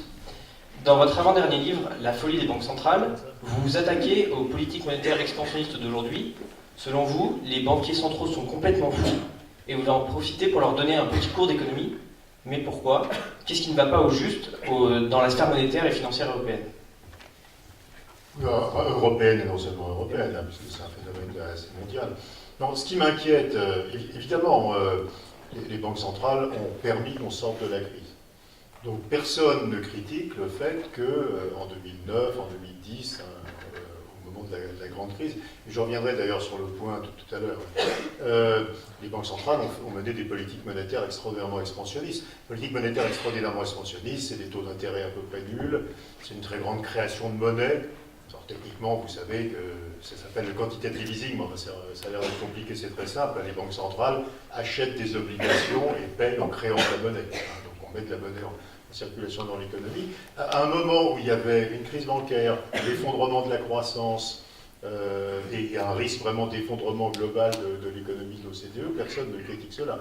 La question c'est, nous sommes en 2017, on n'est absolument plus dans une situation où il y a une crise bancaire, un effondrement de l'économie. Les États-Unis sont au plein emploi, le Japon est au plein emploi, le chômage baisse de 1 point par an dans la zone euro, l'Allemagne est au plein emploi, et nous avons les mêmes politiques qu'en 2009 ou en 2010. Mais l'inflation n'est pas repartie. Oui, mais alors quelle importance? Enfin, je veux dire, la question... bon. Et la question est, dans cette configuration aujourd'hui, est-ce que nous avons besoin, en particulier, d'une création monétaire absolument considérable? Alors qu'est-ce que ça fait? Je pense que ça révèle simplement le fait que les banques centrales ne s'intéressent pas à la stabilité financière. Quand vous créez de la monnaie, à nouveau c'est très simple, vous êtes un assureur français, vous vendez des obligations à la Banque Centrale Européenne, c'est à la Banque de France, enfin c'est pareil, vous recevez de la monnaie, du cash, et ce cash, vous allez le réinvestir dans l'immobilier, dans les actions, dans les émergents, dans les infrastructures, dans les énergies renouvelables. Vous faites monter de façon tout à fait déraisonnable les prix de l'immobilier, des actions, des émergents, etc. Parce qu'évidemment, vous réinvestissez cette liquidité dans ces actifs. Et donc vous recréez des bulles sur les prix des actifs, vous écrasez les primes de risque, puisque vous achetez des actifs risqués avec la monnaie qui vous est donnée par la Banque centrale, donc toutes les primes de risque sont complètement écrasées, donc prendre du risque n'est plus rémunéré, ce qui est extraordinairement dangereux, et tout ceci dans un environnement économique qui ne justifie plus qu'on ait des politiques aussi violentes. La politique violente se justifiait totalement en 2009, mais pourquoi aujourd'hui? Donc ce qui est critiqué, ce n'est pas le fait que les banques centrales de temps en temps puissent utiliser ce genre de politique. Ce qui est critiquable, c'est qu'elles continuent 9 ans après la crise à utiliser les mêmes politiques ultra-expansionnistes. Et alors d'ailleurs, les banquiers centraux ont changé de comportement. Si vous essayez de simuler, alors par des techniques de modélisation, où on serait aujourd'hui si les banques centrales se comportaient comme jusqu'en 2012, disons, par exemple en Europe aujourd'hui, les taux d'intérêt de la BCE seraient à 3%. Or ils sont à 0. Donc on a des banquiers centraux qui ont changé de comportement complètement. Et ben, je pense que ce changement de comportement est extraordinairement dangereux et qu'il y a un décalage dans le temps énorme entre... Alors cette politique, en général, en Europe, n'a pas été faite au bon moment. L'Europe fait une politique monétaire expansionniste à partir de 2015, ce qui est dément, il fallait la faire en 2009. Quoi. Les États-Unis, au moins, l'ont faite en 2009. Et du coup, tout est décalé, tout est décalé de façon déraisonnable, parce qu'on continue à faire une politique de crise alors qu'on est manifestement plus en crise. Donc vous considérez que ces bulles sur les marchés financiers vont donner lieu à une nouvelle crise financière de grande ampleur? Alors après les crises financières, il faut que quelque chose les déclenche. Alors, toute la littérature de recherche montre que les bulles sur les actions, c'est pas très grave. Parce que si le marché action baisse de 30%, bah, les gens qui ont des actions perdent 30%, mais enfin ils ont des actions dans un horizon de long terme. Et puis en général, on achète assez peu souvent des actions en s'endettant. Et puis en général, les gens qui ont des actions sont des gens à revenus élevés. Enfin, on sait que ce qui est extrêmement dangereux sont les crises immobilières. Hein, c'est les chutes des prix de l'immobilier, parce que l'immobilier est acheté à crédit, y compris par des gens de revenus faibles. Le subprime aux États-Unis, c'est des gens de revenus faibles qui achètent de l'immobilier à crédit. Et donc, ce qui est très dangereux, c'est de faire remonter les prix de l'immobilier, parce qu'on sait qu'en général, les hausses excessives des prix de l'immobilier conduisent à quelque chose d'assez dangereux pour la stabilité des banques, pour l'économie. Donc, comme on l'a vu au Japon au début des années 90, comme on l'a vu dans tous les pays en 2007 et en 2008, etc. Et aujourd'hui, vous avez clairement un redémarrage dans beaucoup de pays des prix de l'immobilier. En France, c'est assez récent, donc ça date de cette année. En Allemagne, ça fait 4 ou 5 ans. Aux États-Unis, les prix de l'immobilier, alors ça dépend des sortes d'immobilier, sont nettement plus élevés que ceux de 2007 déjà. Au Japon, les prix de l'immobilier augmentent à toute allure. Le Canada, l'Australie, la Suède, etc. Donc vous avez une multitude d'endroits où on est en train de se diriger directement vers une nouvelle bulle immobilière, avec tous les risques dont je parlais à l'instant, et ceci n'attire absolument pas l'ombre d'une réaction des banques centrales. Donc les banques centrales n'ont pas l'air d'avoir appris des crises à répétition du passé. Il ne fallait pas laisser les prix de l'immobilier aller n'importe où. À nouveau, ce n'est pas un phénomène particulièrement violent aujourd'hui en France. Les prix de l'immobilier vont monter cette année, mais enfin, ils n'ont pas monté pendant... Enfin, c'est un phénomène qui est extraordinairement violent dans beaucoup de pays. Regardez les États-Unis, à nouveau, ou le Royaume-Uni jusqu'au Brexit, puisque le Brexit a cassé cette année. Toujours est-il que dans votre avant-dernier livre, donc La folie des banques centrales, vous prévoyez le pire quand même, surtout au niveau obligataire. Oui, non, je peux répondre à ça aussi, mais qu'est-ce qui va se passer après? À nouveau, une crise, ça ne se déclenche pas tout seul. Enfin, en théorie économique, vous savez que les crises peuvent se déclencher tout seuls, ça s'appelle les crises autoréalisatrices. Enfin bon, dans la vraie vie, il faut un facteur... Il faudrait une remontée de taux. Voilà. Et donc, ce qui serait totalement mortel aujourd'hui, c'est le retour de l'inflation non anticipée. C'est-à-dire une inflation qu'on n'aurait pas vu venir. Si l'inflation revenait, les banques centrales devraient monter les taux d'intérêt, et dans les taux d'intérêt de marché monteraient tout seuls, d'ailleurs, en réaction à l'inflation. Et comme on a des taux d'endettement qui sont monstrueux, évidemment, tous les emprunteurs mourraient du poids de l'endettement. Vous savez que quand vous faites l'endettement total des pays de l'OCDE, c'est-à-dire la dette des États plus la dette du secteur privé, cet endettement est le plus élevé que nous ayons eu depuis 1918. En 1918, on avait une vague raison d'avoir de la dette. On est plus haut qu'en 1945. Donc on a des taux d'endettement qui sont monstrueux et qui ne sont supportables que parce que les taux d'intérêt sont extraordinairement bas. Et les taux d'endettement sont là parce que depuis la crise, qui pourtant était une crise de l'endettement, de l'excès d'endettement, les taux d'endettement ont continué à monter, puisque les banques centrales ayant mené ces politiques extraordinairement expansionnistes, au lieu de corriger à la baisse les taux d'endettement, on a continué à pousser les taux d'endettement à la hausse avec les taux d'intérêt très très bas. Donc aujourd'hui, si pour une raison quelconque les taux d'intérêt remontaient, on aurait une crise bien pire que celle de 2008. Est-ce que je peux prendre l'occasion de répondre à la question scandaleuse qui m'était posée tout à l'heure Je suis absolument persuadé qu'en mai, au printemps 2008, on était sorti de la crise. D'abord, les subprimes, il faut se rendre compte que c'est une crise absolument ridicule. Les pertes liées au crédit subprime, c'est 200-250 milliards de dollars. Et donc, cette crise était terminée en réalité au printemps 2008. La Réserve fédérale a décidé, et le gouvernement américain en 2008, de laisser faire faillite à Lehman, qui avait cumulé toutes sortes d'horreurs, en particulier c'était un centre de titrisation de crédit immobilier. Ils auraient sauvé Lehman, il n'y aurait pas eu de crise, et on était sorti de la crise. Donc on avait avalé 250 milliards de pertes absolument en 6 mois sans aucune réelle difficulté. Donc là, on n'aurait jamais dû avoir la crise de Lehman. C'est une décision de la Réserve fédérale de laisser tomber Lehman. Alors après, il y a les paranoïaques qui disent que c'est Goldman Sachs qui s'est débarrassé d'un concurrent. Et la réalité, c'est sans doute que la Réserve fédérale a eu peur de l'aléa de moralité. C'est-à-dire si on se met à sauver toutes les banques qui vont mal, on met la main dans un truc où les banques font n'importe quoi parce qu'elles savent qu'elles seront sauvées. Sauf qu'ils n'avaient pas réalisé à quel point Lehman était important, parce que c'était un nœud absolument central dans les processus de titrisation de crédit. Donc ils ont laissé mourir Lehman, et du coup, le monde entier a refusé de prêter à une banque à partir de ce jour-là, en disant, bah, si Lehman meurt, tous les autres vont mourir, et donc ils avaient tué le système bancaire mondial, qui après a été sauvé par les États, notamment. Mais je pense que réellement, on n'aurait pas dû avoir la crise de 2008-2009 si on avait renfloué Lehman. Alors après, évidemment, il y a un débat, le débat est intéressant, c'est pour ça qu'on a changé les règles en Europe, on ne renfloue plus les banques, parce qu'on dit que si on renfloue les banques, bah, ça incite les banques à prendre du risque, parce que de toute façon, si ça va mal, elles seront renflouées. L'argument est assez standard. Et on aurait dû sauver Lehman. Et si on avait sauvé Lehman, je pense qu'on n'aurait pas eu de crise. Et effectivement, au printemps 2008, la trajectoire la plus probable, c'était qu'il n'y aurait pas de crise. Et que la crise était digérée. Vous vous êtes trompé aussi en 2008, mais non. Quand vous avez affirmé que la crise était derrière nous. Alors que c'est la même chose. Oui, non, la crise était derrière nous. La crise des subprimes, ça se déclenche au début de 2007. C'est lié à la remontée des taux de défaut des ménages américains. Elle était digérée au printemps 2008. Et après, il y a cet accident qui, en fait, est directement lié, bien sûr, à la crise des subprimes, puisque Lehman était complètement impliqué là-dedans, mais qui crée une défiance mondiale sur les banques. Donc le jour où les banques ne peuvent plus se financer, parce que personne ne veut plus prêter aux banques, fabriquer une crise financière mondiale, évidemment, c'est ce qui s'est produit, mais on aurait pu éviter cette crise. On aurait pu éviter cette crise, on a choisi de... Et je crois que le Trésor américain et la Réserve fédérale n'ont pas vu ce que ça allait produire. Et ils se sont dit, bah non, on va pas. Je pense que à nouveau, la vraie réaction, c'est de dire non, on va pas se mettre à renflouer avec de l'argent public tous les banquiers qui vont mal. Parce qu'on met la main dans quelque chose d'horrible, où on crée des incitations à la prise de risque qu'on n'a pas le droit de prendre. Et honnêtement, je maintiens ma position du printemps 2008. On aurait pu faire l'économie de cette crise. Donc c'est un peu dur de jouer au devin quand on est économiste. On a du mal à prévoir les événements.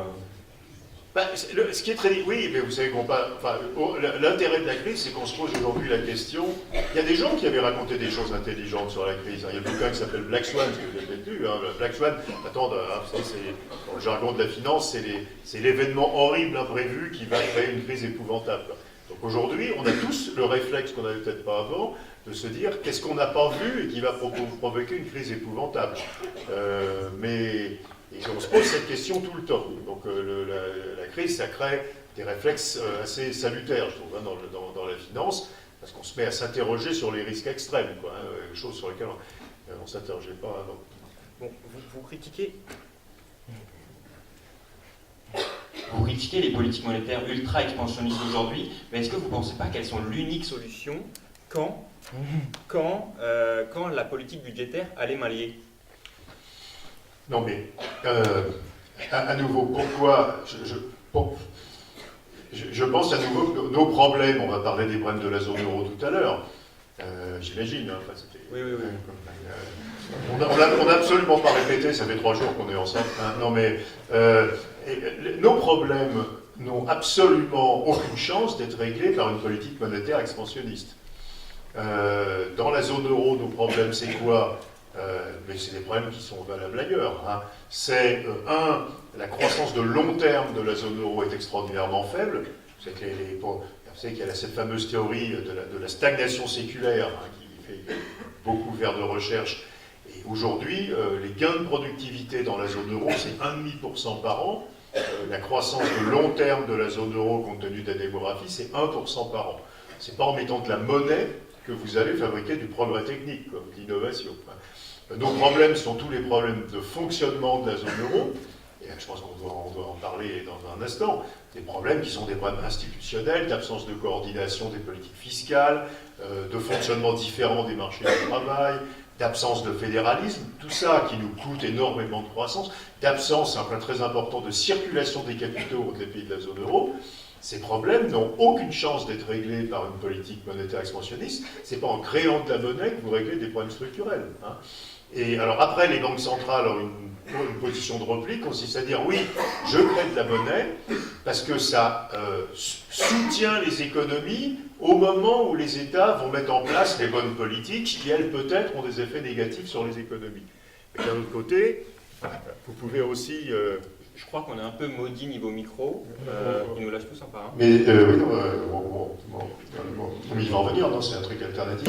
Mais d'un autre côté, vous pouvez défendre l'argument inverse qui consiste à dire que les politiques monétaires extrêmement expansionnistes des banques centrales, en réalité, ont quand même à court terme quelques effets, parce que quand vous baissez les taux, les gens s'endettent plus pour acheter des logements, donc il y a plus d'achat de logements, enfin, il y a des petits effets positifs sur l'économie, qui en réalité font oublier la gravité des problèmes structurels. Mais en tout cas, vous ne pouvez pas espérer régler les problèmes qui sont structurels, des problèmes monétaires. On n'a pas un manque de liquidité. Créer de la monnaie, ça a du sens quand il y a une crise de liquidité. Aujourd'hui, il n'y a pas une crise de liquidité. On a de la liquidité absolument partout, on ne sait pas quoi en faire. Donc quand on est dans une abondance de liquidité, créer davantage de liquidité peut servir à rien et n'a aucune chance de régler les problèmes de fond de la zone euro, du monde, des pays émergents, etc. Donc je crois que c'est très déraisonnable de dire que ces politiques sont des politiques de crise. Hein, les politiques monétaires de création monétaire qu'on appelle les non conventionnelles, le quantitative easing, c'est des politiques qu'on met en place dans les crises, quand il y a des crises de liquidité, que les banques n'arrivent plus à se financer, que les prix chutent, etc. Ce ne sont pas des politiques dont on peut penser qu'elles soutiennent l'économie dans le moyen terme. Quoi. Donc je ne comprends pas honnêtement pourquoi les banques centrales continuent. Alors si je comprends, un des risques majeurs, évidemment, et alors il y en a deux, on l'a évoqué, c'est que comme ces politiques ont été menées, les taux d'endettement ont encore monté, et comme les taux d'endettement ont encore monté, normaliser les politiques monétaires serait épouvantablement dangereux. Hein. Donc en fait, on a créé une espèce d'irréversibilité de ces politiques, puisqu'elles ont permis qu'on continue à accumuler de la dette. Alors, ça ne marche pas, c'est parfait. Si, ça marche. Ah bon, du coup, j'allais vous poser la question en fait, de savoir quelle était votre position par rapport à l'Union Européenne. Du coup, je pense qu'on l'a compris, vous pensez que c'est avant tout un problème structurel et pas un problème...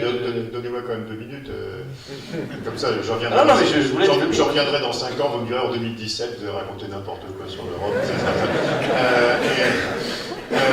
Non, alors d'abord, juste un mot pour dire qu'il y a un vrai sujet, mais je vais être rapide, ne vous inquiétez pas. Il y a un vrai sujet qui est UE ou zone euro. Et un des problèmes centraux de l'Europe, c'est qu'on n'a pas d'identité juridique ou institutionnelle de la zone euro. La zone euro, pour l'instant, ça n'existe à peu près pas. On a un parlement européen, de l'UE, on a un budget de l'UE, on a des règles fiscales de l'UE, on a... Voilà. Et alors, or, en réalité, évidemment, vous savez tous que c'est l'appartenance à l'euro, enfin, d'avoir la même monnaie qui crée une situation totalement différente. Si deux pays ont chacun leur monnaie, deux pays qui sont en change flexible, qui ont chacun leur monnaie, peuvent très bien décider qu'ils ne mènent pas du tout les mêmes politiques. Si un des deux pays, par exemple, augmente les salaires, simplement sa monnaie va se déprécier et voilà, la monnaie ajustera les écarts de politique économique. Donc on n'a aucun besoin de coordination, en réalité, ou il est très limité entre des pays qui ont chacun leur monnaie. Quoi. Et les taux de change peuvent ajuster les écarts de politique économique, de structure économique. C'est plus vrai du tout quand vous êtes dans l'euro. Donc quand vous êtes dans l'euro, évidemment, il y a des exigences de coordination très grandes. Alors, deux choses. Donc lisez mon excellent livre sur l'euro, qui est génial, pas cher, sympa, etc. Mais deux choses. Un, on ne peut pas sortir de l'euro. Hein, d'ailleurs, vous savez que même le Front National a changé d'avis sur cette question. Le chef économiste du Front National, d'ailleurs, est un ancien salarié de Natixis, donc, mais on l'a viré.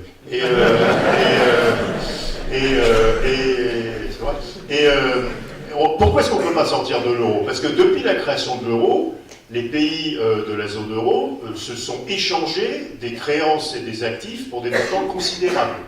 Un pays comme la France, par exemple, ce qui compte, ce n'est pas la dette extérieure nette. La dette extérieure nette, c'est le solde entre votre dette extérieure brute. La dette extérieure brute, c'est l'ensemble des actifs du pays qui sont détenus par des non-résidents, et les actifs extérieurs bruts, c'est-à-dire l'ensemble des actifs du reste du monde qui sont détenus dans le pays. La globalisation financière, hein, c'est quelque chose qui est extrêmement précis, c'est de l'augmentation parallèle et énorme à la fois des dettes extérieures brutes et des actifs extérieurs bruts. Donc les Français ont prêté aux Allemands de plus en plus, et les Allemands ont prêté aux Français de plus en plus. Le solde est tout petit, mais les deux morceaux, hein, vous voyez, sont énormes. La France a une dette extérieure brute qui fait à peu près 5 000 milliards d'euros. Hein, et ce sont des euros. Hein. Donc supposez que la France sorte de l'euro et dévalue, eh bien cette dette, ça reste des euros. Hein, c'est des euros, c'est contractuellement des euros, on s'est endetté en euros. Et donc si on dévalue de 30%, bah, la valeur en francs de cette dette extérieure en euros vaudra 30% de plus. C'est que tous ceux qui se sont endettés auprès du reste du monde vont mourir sur le poids des intérêts sur la dette. Ou bien ils vont faire défaut, ce qui serait encore pire. Donc en réalité, quoi qu'il arrive, on peut partir d'un premier postulat, c'est qu'aucun pays de la zone euro ne sortira de l'euro. C'est même plus que ça. Il y a eu un discours de Tsipras au début de la crise grecque, où Tsipras dit à la télé grecque, de toute façon, le seul truc qu'on fera pas, c'est de sortir de l'euro, parce qu'il faudrait être totalement fou pour un pays qui a ses dettes en euros pour sortir de l'euro. Alors ça vaut symétriquement pour les Allemands. Les Allemands ont prêté 3 000 milliards d'euros aux autres Européens. S'ils sortent de l'euro et que le mark se révalue, bah, les avoirs extérieurs des Allemands baisseront en mark d'autant, et vous ruinez les retraités allemands. Donc personne ne sortira jamais de la zone euro. Peut-être fallait pas rentrer, mais fallait y penser avant. Alors, deuxième morceau de la démonstration, la zone euro marche très très mal. Donc vous êtes un truc qui marche mal, dont on ne peut pas sortir. Alors, qu'est-ce qui marche mal? Je vais très vite, hein, mais il y a essentiellement 3 choses qui marchent mal. Personne n'avait compris, dans les économistes officiels ou dans les politiques, que quand 2 pays rentrent dans une union monétaire, leurs économies deviennent de plus en plus différentes et pas semblables. Alors j'aime beaucoup citer Jean-Claude Trichet. La dernière fois que j'ai fait ça, il y avait la nièce de Jean-Claude Trichet dans la salle, donc il était dénoncé. Enfin, Jean-Claude Trichet, vous savez, qui était l'ancien président de la BCE, avait dit « Du moment que les pays sont dans l'euro, leurs économies vont devenir semblables ». C'est une connerie sans nom, quoi. Hein. Vous prenez 2 pays, ils se mettent à avoir la même monnaie, donc il n'y a plus de risque de change. Et donc les entreprises peuvent choisir librement l'endroit où elles vont produire, puisqu'il n'y a plus de risque de change. Et donc, la spécialisation productive de ces 2 pays va pouvoir se mettre en place. Vous prenez 2 pays qui rentrent dans une monnaie, progressivement au cours de temps, ils vont devenir de plus en plus différents, parce qu'ils vont produire des biens et des services de plus en plus différents. Il n'y a aucune raison qu'on fasse des voitures dans tous les pays de la zone euro, du moment que c'est des euros et qu'il n'y a pas de risque de change à produire des voitures dans un endroit pour les vendre dans un autre. Et ça, on l'a vu. Les pays de la zone euro se sont spécialisés très différemment. Les pays du Sud, c'est des biens de consommation, de l'agroalimentaire, du tourisme, etc. L'Allemagne, c'est de l'automobile, des biens d'équipement, et donc, comme les spécialisations productives sont très différentes, bah, les économies de ces pays sont devenues extrêmement différentes, et ces économies se sont mises à diverger et pas à converger. Hein, et le problème, c'est qu'est-ce que vous faites dans une union monétaire quand les économies divergent? Les niveaux de revenus divergent. Hein, les pays plus riches deviennent plus riches, les pays plus pauvres deviennent plus pauvres. Et la réponse, c'est quoi? Bah, regardez les États-Unis. Comparer l'Alabama et la Californie, c'est pas pareil. Quoi. Je dirais, simplement, c'est un État fédéral. Donc, il circule énormément d'argent, qui est de l'argent fédéral, qui va des régions riches aux régions pauvres. Les fonctionnaires de l'Alabama sont payés par le budget fédéral. Hein, et donc, ce transfert de revenus compense les écarts entre les niveaux des économies, puisque, regardez, les régions allemandes, les cantons suisses, etc. Quoi. La zone euro, il n'y a aucun fédéralisme. Et donc, les régions riches ne donnent à peu près rien aux régions pauvres. Donc, la divergence des économies, elle se traduit entièrement dans les niveaux de revenus des régions. Alors, regardez la Catalogne, vous voyez qu'on n'est pas en train de se dire que les régions riches ont envie de contribuer au bien-être des régions pauvres. Quoi, hein, pas vraiment dans cette direction-là. Donc, premier problème majeur, on ne sait pas aujourd'hui comment on va corriger l'hétérogénéité de la zone euro. Alors, bien sûr, il y a des réflexions sur un budget de la zone euro, ça, enfin, pour l'instant, on ne l'a pas. Pour l'instant, la zone euro n'est absolument pas un État fédéral. D'ailleurs, les traités prévoient que ça n'en est pas un. Comme disent les Allemands, je traduis, la zone euro n'est pas une union de transfert. On ne transfère pas d'argent d'une région à l'autre. Deuxième problème majeur, on ne coordonne pas les politiques économiques qui devraient l'être. Les systèmes fiscaux sont complètement différents. Vous avez des cotisations sociales des entreprises qui sont dans un rapport de 1 à 3 entre les pays où elles sont basses et sont hautes. Les pays de la zone euro où elles sont le plus hautes, évidemment, c'est la France. Quand vous avez ça en union monétaire, évidemment, vous avez un problème de compétitivité des pays où les cotisations sociales des entreprises sont plus élevées. Donc on n'a aucune coordination des systèmes fiscaux. Alors la Commission travaille depuis 10 ans sur la coordination de la base de l'impôt sur le revenu. Bon, vous voyez, c'est toujours pas abouti. Donc, et puis voilà. Et troisième problème majeur, depuis la crise, les capitaux ne circulent plus à l'intérieur de la zone euro. Les Allemands, qui ont trop d'épargne, ne prêtent plus cette épargne aux autres Européens. Et ils préfèrent la prêter au reste du monde en dehors de l'Europe. Et ça, c'est horrible. Parce que pourquoi on fait une union monétaire? C'est pas juste parce que c'est joli, quoi. Alors, je voyais vos camarades disaient parce que ça fait un grand pays. Oui, peut-être. Enfin, la vraie réalité, c'est qu'on fait une union monétaire pour qu'on puisse prendre l'épargne à un endroit et financer les investissements intelligents à d'autres endroits. C'est pour organiser la mobilité du capital qui, à nouveau, s'il y a du risque de change, ne va pas circuler. Si vous êtes allemand, tant que les Portugais ont les scudos, vous n'allez pas prêter aux Portugais parce que les scudos peuvent se déprécier. Le jour où les Portugais ont l'euro, vous pouvez prêter aux Portugais. Et si c'est plus sympa, bien parce que c'est un pays plus pauvre d'investir au Portugal, normalement, vous prenez l'épargne des Allemands et vous l'investissez au Portugal. Ça, c'est totalement arrêté. Les Allemands ne prêtent plus rien aux autres pays européens depuis la crise, ils n'ont pas confiance dans la solvabilité des emprunteurs, etc. Et donc l'épargne, l'excès d'épargne des Allemands finance les investissements du reste du monde en dehors de la zone euro. Et ça, c'est une déperdition de croissance qui est monstrueuse. Donc tout le débat qu'on a aujourd'hui en Europe sur l'excédent extérieur de l'Allemagne, l'excédent budgétaire de l'Allemagne, qu'est-ce qu'on fait qu'est-ce qu'on fait avec ça? Et donc voilà, donc, il y a 3 trucs essentiellement qui vont... Alors après, on peut faire plein de choses mineures, mais les 3 trucs centraux qui vont mal, c'est l'hétérogénéité des pays et l'hétérogénéité de niveau de vie entre les pays est de plus en plus grande et on ne sait pas pour l'instant corriger ça.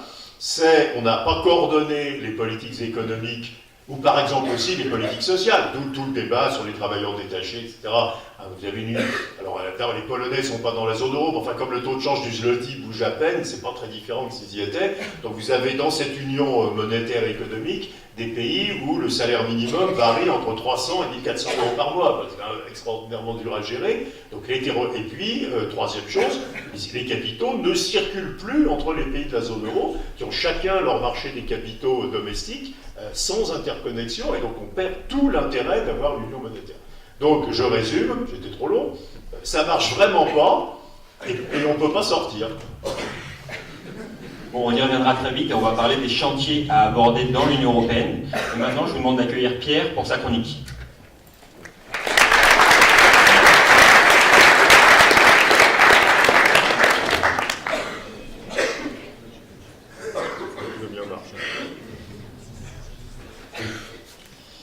Merci beaucoup, Julien.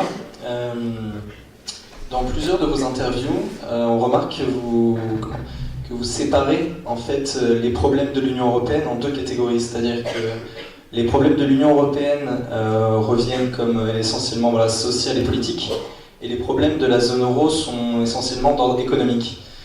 Je voudrais discuter ce point, étant donné que évidemment les problèmes de la zone euro sont au premier rapport économique. Vous parliez à juste titre d'allocation efficace de l'épargne, du surplus allemand. Mais il faut savoir aussi que ceux qui crient le plus, qui mettent en garde contre la zone euro sont aussi les plus anti-européens. C'est-à-dire que les mouvements populistes en Europe ont mis l'euro en symbole de la fin de l'Union européenne. Donc il faut plus voir, selon moi, l'euro non pas seulement comme un facteur économique de l'Union européenne, mais aussi comme un symbole que défendent les pro-européens et que veulent abattre les anti-européens. Pour moi, l'euro devient davantage idéologique qu'économique. Ensuite, je voudrais parler justement de l'aspect politique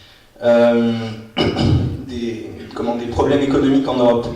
Vous avez déclaré au point que les politiques ne s'intéressaient pas à l'économie et qu'ils n'y comprenaient de toute façon pas grand-chose. Je pense que là est tout l'enjeu, c'est-à-dire quand on dit des politiques qui ne comprennent pas grand-chose à l'économie, finalement on ne fait que cautionner une certaine dimension iconoclaste de l'économie.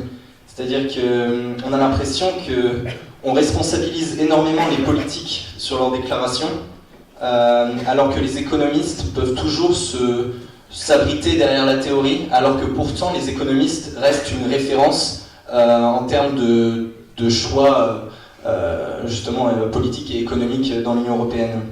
Je parlais des économistes, et les économistes, justement dans une autre déclaration au point, vous avez également dit que 95% de la recherche académique des économistes était inutile, et que la plupart des économistes, disons, n'apportaient pas une grande contribution au monde économique. Mais justement, je pense aussi que la réduction du nombre d'économistes et la recherche académique et économique reste un danger, parce que la constitution d'une oligarchie de la pensée économique peut être un péril grandissant donc pour l'Europe, mais le monde aussi, puisqu'il faut savoir que je pense que la plupart des économistes que vous appelez justement mobilisables et efficaces suivent peut-être une tendance ou de grandes modes économiques, et que justement le fait d'avoir un petit groupe d'économistes à suivre peut nous mener à notre perte. Ensuite, je voudrais dire quelques mots sur la politique monétaire européenne, donc plus particulièrement sur le quantitative easing. Donc, comme vous l'avez dit, le quantitative easing était un mécanisme de crise qui se pérennise dans le temps. C'est là d'où vient c'est sa principale caractéristique, et c'est ce qui constitue ses principaux défauts. Mais alors, quelles seraient les alternatives au quantitative easing concrètement? Le créateur du quantitative easing proposerait par exemple d'en faire un quantitative easing pour le peuple. C'est ces termes. Un quantitative easing donc davantage contrôlé par l'État et alloué aux dépenses publiques. Pour conclure ma chronique, j'aimerais terminer sur la politique économique du nouveau président, donc Emmanuel Macron. Vous avez dit justement que la plupart des politiques ne s'intéressent pas à l'économie et n'y comprennent rien. Est-ce que vous pensez également cela d'Emmanuel Macron, qui a une expérience donc en banque d'investissement? Et est-ce que vous pensez que Macron qui incarne, quand même, comme on l'a vu lors de sa cérémonie, lors de son discours de victoire à la présidentielle, il est rentré sur l'Ode à la joie, beaucoup de drapeaux européens, c'est une première dans la Ve République. Est-ce que vous pensez qu'Emmanuel Macron pourrait être un nouveau souffle pour l'Europe, et notamment est-ce qu'il pourrait peser dans la balance dans le rapport de force franco-allemand? Merci. Bon, vous faites quoi pour le petit déjeuner? Alors, je vais répondre aux 60 questions.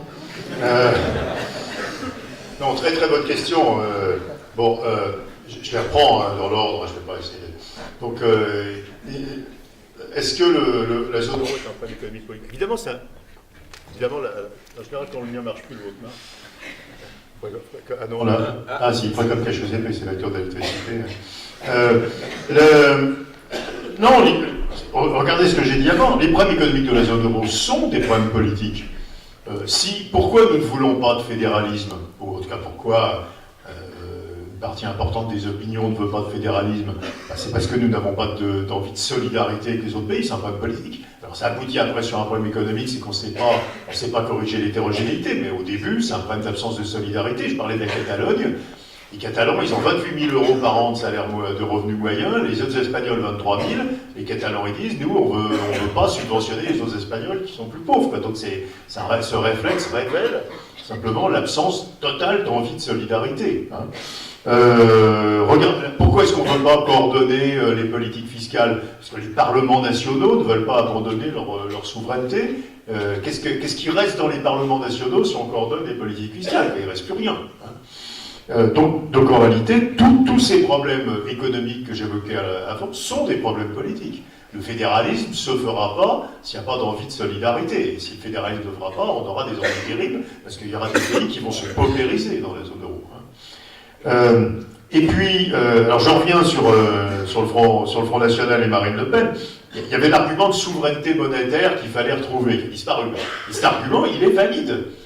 Quand vous rentrez dans une union monétaire, vous abandonnez votre souveraineté monétaire. Donc c'est très très grave. Souveraineté monétaire, c'est ce qui fait les États depuis le Moyen-Âge. Et donc vous ne l'abandonnez qu'en échange de quelque chose. Qu'est-ce que vous avez en échange? Évidemment, vous ne pouvez avoir en échange que deux choses que j'ai mentionnées avant. C'est-à-dire, un, le fédéralisme, c'est-à-dire une solidarité des riches vers les pauvres à l'intérieur de l'Union monétaire. Et deux, la circulation des capitaux, qui fait que vous pouvez recevoir de l'épargne qui vient d'ailleurs pour financer vos projets d'investissement. Si vous n'avez ni solidarité ni mouvement de capitaux, vous avez rendu votre souveraineté monétaire contre rien.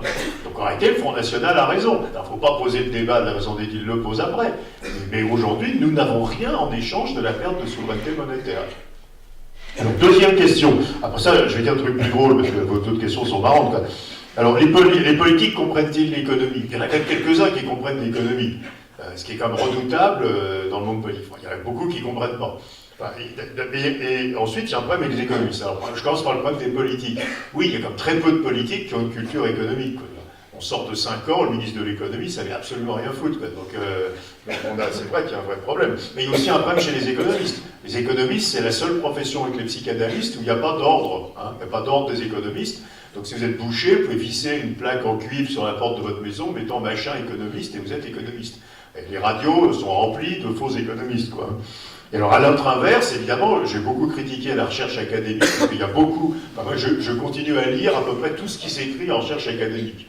C'est devenu plus facile avec Internet que dans le passé. Il y a quand même 95%... Effectivement, 80... Alors là, ça va arriver, voilà. 95% sert à rien, je veux dire. Sert à rien. Mais il y a un développement très nouveau, et depuis quelques années, dans l'analyse économique, qui n'est pas de la théorie, qui est du quantitatif.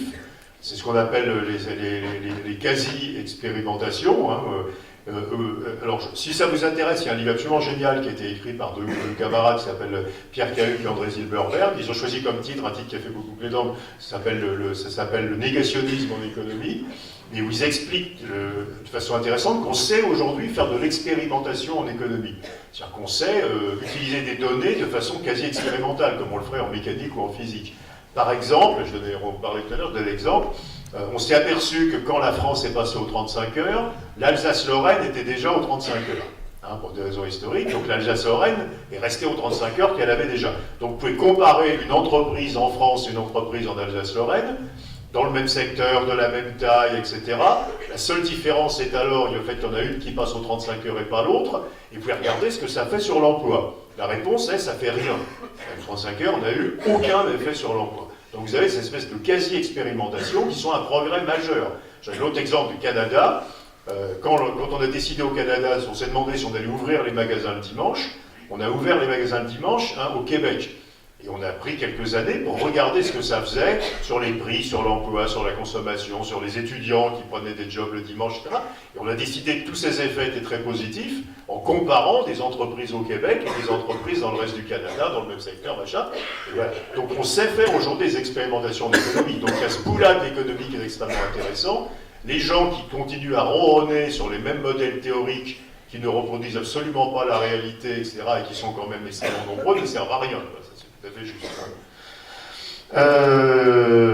Voilà. Mais il faudrait créer un ordre des économistes. Alors, on a un nombre de charlatans dans cette profession. Mais n'importe qui peut décider qu'il est... C'est une profession qui est truffée de charlatans. Et vous avez des noms? Oui, mais là, je ne veux pas dire, mais je vais avoir toutes les nièces, donc ça ne va pas marcher. Donc, non, mais on est tous d'accord. On a des charlatans. Il y a plein de charlatans.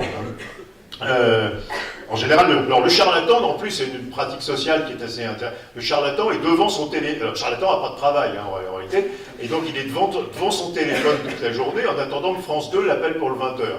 Et alors, en plus, et comme France 2 se préoccupe de l'économiste qui va parler au 20h à 19h12, les gens normaux, vous savez, ils ont autre chose à foutre, et donc le charlatan qui attend ça depuis 3 jours dit « Mais bien sûr, je mette sur le plateau !» Et donc le charlatan arrive sur le plateau de 20h, on lui dit « Monsieur charlatan, c'est quoi l'inflation ?» Il répond « C'est quand les prix montent. » Merci, il rentre chez lui, mais il est passé au 20h. Alors là, je pourrais donner des noms aussi. Oui, on les voit bien. Non, mais il y a des gens dont la profession était devant un téléphone. Et d'attendre que le 20... Si les journalistes savaient programmer une émission moins d'1 heure à l'avance, si vous voulez, ça ferait un progrès majeur pour cette profession. Ensuite, QE for the people, c'est le même truc. Alors, il y a tout ce débat-là, c'est le débat aussi qu'on a appelé autour de hélicoptère monnaie.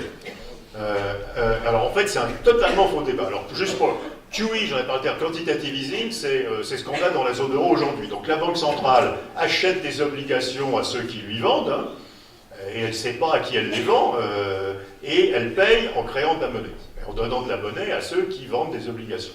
Donc ça, c'est le quantitative easing. Essentiellement dans la zone euro, ce sont les assureurs vie qui ont vendu des obligations à la Banque centrale, et puis des non-résidents, etc. Hélicoptère monnaie, c'est l'idée que la Banque centrale imprime des billets, et puis il y a un type qui sonne à la porte de chez vous, qui dit bonjour, je viens de la part de la Banque centrale, et qui vous donne des billets. C'est la monnaie qu'on jette de l'hélicoptère sans aucune contrepartie. Donc les critiques disent bon, on devrait faire hélicoptère monnaie, parce que c'est QE for the people, parce qu'on pourrait par exemple aller donner des billets aux pauvres. Hein. Sauf que cet argument est totalement faux, parce que QE, ça finance des déficits publics. Lorsque l'État français fait un déficit public, il émet une obligation. Cette obligation est achetée par la BCE qui les paye en imprimant des billets, en créant de la monnaie. Bon, faisons simple. Et donc c'est exactement la même chose que si la BCE finançait, créant de la monnaie, le déficit public de l'État français. Donc si l'État français veut donner de l'argent aux pauvres, il suffit qu'il fasse des transferts aux pauvres, il n'a qu'à monter la prime d'activité, le minimum vieillesse, machin, et le financer en émettant des obligations que la BCE va acheter en créant de la monnaie. Donc en réalité, le problème n'est pas qu'il n'y a pas d'hélicoptère monnaie, le problème c'est que l'État français ne transfère pas d'argent public aux pauvres. Donc c'est un problème de politique budgétaire, c'est pas un problème de politique monétaire. Hein. Macron, c'est un copain, j'aime bien Macron. Bon, honnêtement, c'est quand même le dernier rempart avant les grosses bêtises, quoi. Hein. Alors, Emmanuel, voilà. Et donc, bon, et Macron est un vrai économiste. C'est pas un vrai économiste, mais enfin, il connaît bien l'économie. Bon, je pense que Macron a les défauts de ses qualités. C'est-à-dire qu'il a une vue absolument claire de ce qu'il faut faire, qui est assez simple, hein, qui est de dire il faut mettre de la concurrence. C'est une vue très mainstream, hein, c'est une vue assez banale en économie. Il faut mettre de la concurrence, parce que l'innovation vient de la concurrence. Il y a quelqu'un que vous connaissez peut-être qui s'appelle Philippe Aguillon, hein, qui est prof au Collège de France, dont c'est la thèse depuis quand il était à Harvard, enfin depuis des années. Quoi. Donc que la source de l'innovation est la concurrence, et donc il faut enlever les obstacles à la concurrence. Donc il faut ouvrir les professions fermées, mettre de la concurrence, casser les monopoles, etc. Bon, un, et deux, qu'il y a un problème fiscal en France, et en particulier un problème fiscal sur le revenu du capital. C'est qu'en moyenne en France, la taxation du revenu du capital est de 44%, alors qu'elle est 25% dans les autres pays de l'OCDE. Et trois, que l'avenir de nos sociétés, ça c'est un point qui est intéressant, ce sont des sociétés du non-salariat. C'est-à-dire que vous allez pas être salarié, vous allez être transitoirement salarié, et d'abord comme salarié, vous allez souvent changer d'entreprise, et vous allez de temps en temps créer une boîte, et puis ensuite la vendre, et puis être à votre compte, et puis redevenir salarié, aller à l'étranger.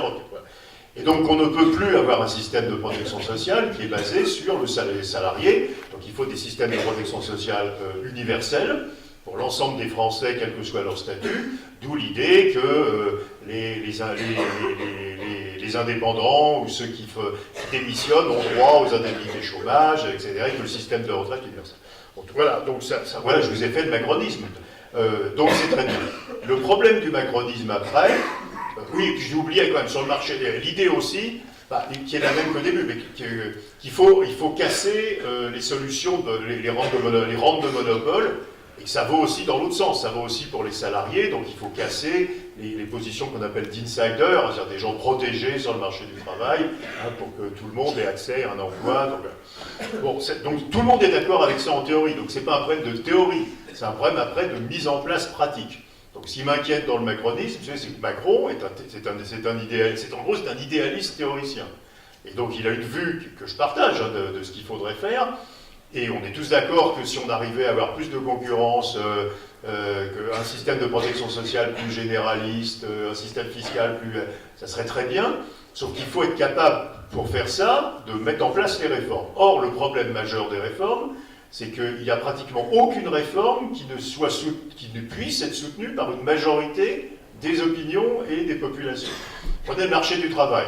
Il y a 75% des Français qui ont un contrat à durée indéterminée. Et il y a 25% des Français qui ont des contrats courts, des CDD, des intérims, des trucs. Toute la flexibilité du marché du travail se fait sur les contrats courts, et ces contrats sont beaucoup trop courts, ce qui fait qu'on ne peut pas former les salariés, qu'ils n'accumulent pas de capital humain, qu'ils sont en situation de précarité parce qu'ils n'arrêtent pas de changer d'un employeur à l'autre, en passant par le chômage à répétition. Mais pour inciter les employeurs à allonger la durée des contrats courts, il faut que les contrats longs ne soient pas un repoussoir.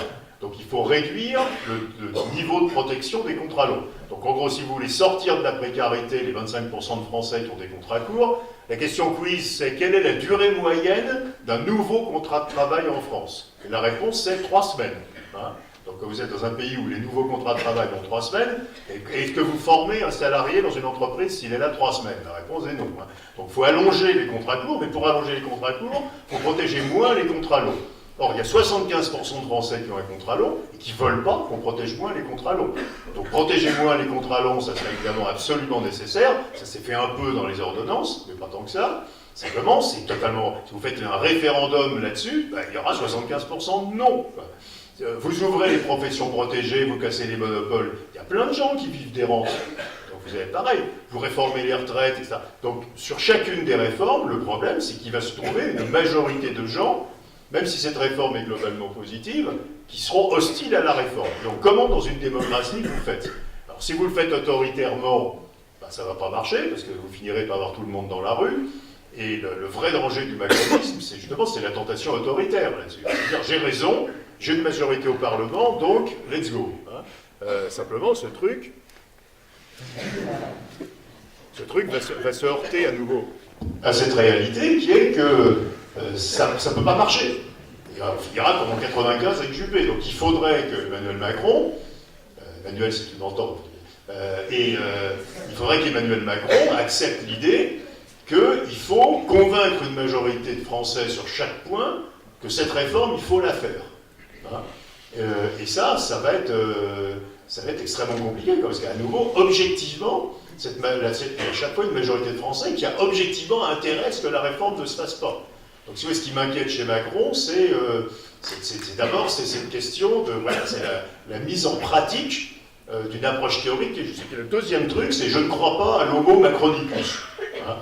De Macron, l'homo macronicus, vous savez, c'est cette bête formidable. Donc, c'est le jeune start-upper malin qui va changer souvent d'emploi, qui achète que des actions et pas du livret A. Qui va être salarié, puis auto-entrepreneur, puis start-up, machin truc, qui veut... Bon, sauf que ce gars-là, il n'existe pas. L'idée que c'est ça l'avenir du capitalisme, c'est pas vrai. Dans tous les pays de l'OCDE, sauf la France, la proportion d'indépendants dans la population diminue. Le salariat augmente, y compris au Royaume-Uni, aux États-Unis, au Canada, etc. Donc ce n'est pas vrai du tout que l'homo macronicus, c'est l'avenir du capitalisme. Pourquoi il y a des indépendants en France? C'est juste une façon de contourner le code du travail. Ça n'a aucun rapport avec un vrai besoin économique de la société. Les chauffeurs Uber, ils devraient être salariés, quoi, je veux dire. Et donc je crois qu'il y a une vision là qui est fausse sur les besoins du capitalisme. Nous, dans les entreprises, on passe notre temps à essayer de fidéliser nos salariés. On ne leur explique pas qu'ils doivent se barrer, on leur explique qu'ils ne doivent pas se barrer. Dans les banques, ça se fait avec une technologie qui est redoutable et très efficace, c'est qu'on est payé si on est encore là dans 5 ans. Hein, en gros, moi je suis payé par mon employeur, sauf que j'aurai rien si je me barre. Hein, donc en réalité, le capitalisme contemporain, Google fait ça.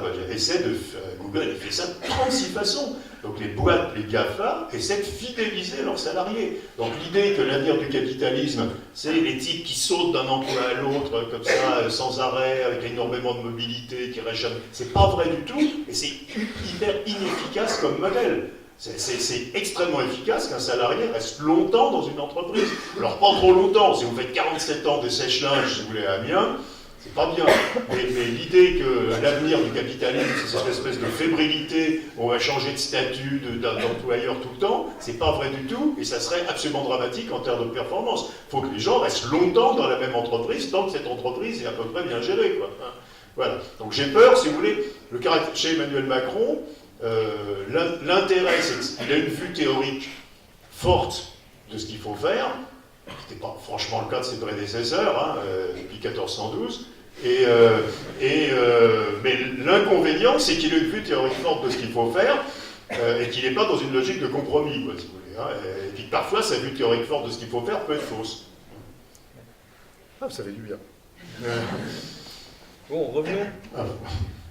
Revenons maintenant à l'Union européenne. On constate en effet que ce n'est pas un succès, alors que ça devrait être un espace de solidarité, de nivellement par le haut, c'est tout l'inverse qui se passe. On assiste à une guerre au moins-disant sociale, fiscale, à des dévaluations internes, à du dumping, à un manque total d'harmonisation budgétaire, et j'en passe. Qu'est-ce que vous proposez face à ça? Quels sont selon vous les grands chantiers à aborder dans l'Union européenne? Je vais répondre en même temps à une question. J'ai pas répondu tout à l'heure à une question, votre dernière question, il y a eu une annexe qui était le franco-allemand. Je crois que c'est très important et je peux répondre, parce que j'ai déjà répondu à plein de choses sur la coordination fiscale, et j'ai pas répondu à... Je crois que François Hollande ne s'intéressait pas du tout à l'Europe. Je crois que pendant le quinquennat de Hollande, on a eu extrêmement peu d'intérêt pour l'Europe, les ministres ne s'impliquaient pas à Bruxelles, travaillaient... Je crois qu'on va finir sur micro. Ben non, ça c'est impossible, mais c'est un peu grand quand même. Donc il n'y avait pas un souci de... Pas le sentiment que c'était important. Je crois que Macron pense que c'est extrêmement important. Ma lecture, enfin, demandez, hein, invitez-le, mais ma lecture de sa vue de l'Europe, c'est quelque chose que les économistes ont défendu depuis assez longtemps, donc ça c'est standard, c'est de dire nous n'obtiendrons rien des Allemands si nous-mêmes nous ne sommes pas perçus par les Allemands comme étant sérieux. Et le sérieux, ça consiste en, faire un certain nombre de réformes, je dirais peut-être un mot des réformes en France après, et deux, respecter nos engagements budgétaires. Les Allemands, ils sont comme ils sont. Il y a un truc que détestent les Allemands, je parle à mes camarades économistes ou à des gens qui sont dans la politique en Allemagne, les Allemands détestent quelqu'un qui ne respecte pas ses engagements. C'est quelque chose qui est culturellement insupportable pour un Allemand qui dit ouais, je vais faire 3 de déficit, pouf, il fait 5. Et ça, c'est quelque chose qui est culturellement insupportable pour un Allemand. Et donc, si on veut pouvoir négocier avec les Allemands, il faut que nous respections nos engagements. Alors, il ne faut pas les prendre, mais il faut les respecter. Les prendre et pas les respecter, c'est le pire qu'on puisse faire. Donc, je pense que la stratégie de Macron vis-à-vis de l'Allemagne, ça consiste à dire, je vais respecter mes engagements. Donc, on fait 3% de déficit public cette année, et à la fin du quinquennat, on fera 2. Et on fera 2. Je suis sûr qu'on fera 2. Et ça ne va pas être drôle. Et deuxièmement, je mets en place des réformes sur le marché du travail, sur la fiscalité, etc., qui vont dans le bon sens, qui vont créer des emplois, et qui ramènent la France plus près de la moyenne européenne sur un certain nombre de choses comme la fiscalité du capital. Et maintenant, je dis aux Allemands, maintenant j'ai fait ça, vous ne pouvez pas, vous, ne faire rien. Et comme vous ne pouvez pas, vous, ne faire rien, c'est comme... c'est assez spectaculaire ce que ça fait, même pour un physicien, c'est compliqué à expliquer. Et donc, vous devez contribuer à l'avancée de l'Europe.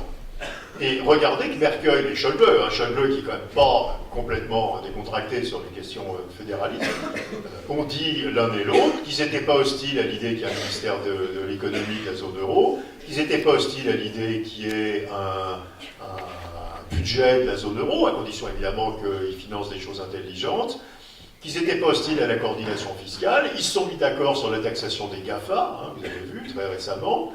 Ils se sont mis d'accord sur la réforme du statut de travailleur détaché. Ils se mettent d'accord sur une forme de droit de veto, en gros, sur les investissements étrangers en Europe quand il s'agit de secteurs stratégiques. Donc il y a une espèce d'avancée vers la coordination quand même, à mon avis, qui était impossible tant que c'était Hollande, à nous, parce que les Allemands disaient, comme vous ne respectez pas vos engagements, on ne voit pas pourquoi nous, on avancerait dans cette coordination. Vous vous coordonnez avec quelqu'un s'il est fiable. Quoi. Donc je pense que la théorie de Macron, c'est de dire aux Allemands, nous sommes maintenant un partenaire fiable, et vous ne pouvez pas ne rien faire. Quoi, je veux dire, Et donc on aura une avancée. Alors après, est-ce que c'est l'Europe que nous souhaitons? On voit bien quelle nature d'Europe ça va être. Ça va être une Europe de type social-démocrate, un peu plus protectrice. Donc il y aura moins d'ouverture aux acquisitions étrangères, moins d'ouverture aux des demandes de réciprocité dans les relations avec la Chine et avec les autres pays émergents. Il y aura un traitement d'hétérogénéité fiscale qui ne sera pas de pousser tous les taux d'impôt vers le bas. Donc il y a des gens, des libéraux qui regrettent. disant le libre-échange et la concurrence fiscale, c'était mieux parce que ça forçait les États à être économes et ça mettait de la concurrence. Mais c'est pas ça que les Européens veulent. Donc je crois qu'on va avoir une avancée de l'Europe vers une version un peu plus coopérative, un peu plus protectrice et un peu moins libérale, au sens européen, pas américain, et un peu plus social-démocrate. Et je pense que les Allemands sont d'accord pour aller dans cette direction, du moment que les autres respectent leurs engagements. Et les autres, ça inclut les Français. Et alors, est-ce que vous pouvez nous donner rapidement les grandes mesures, selon vous, un résumé des grandes mesures à attaquer dans l'Union européenne? Et on avait dit que je dirais un mot du Brexit. Oui, c'est la prochaine question. Je ne veux pas vous garder trop longtemps, mais vous n'avez pas dit. Il n'y a pas dans mon CV, il y a un truc que je ne mets pas dans mon CV que vous n'avez pas dit, que vous ne pouvez pas le savoir, c'est que je suis professeur à l'école des cadres du Parti communiste chinois. Alors, à l'école des cadres du Parti communiste chinois.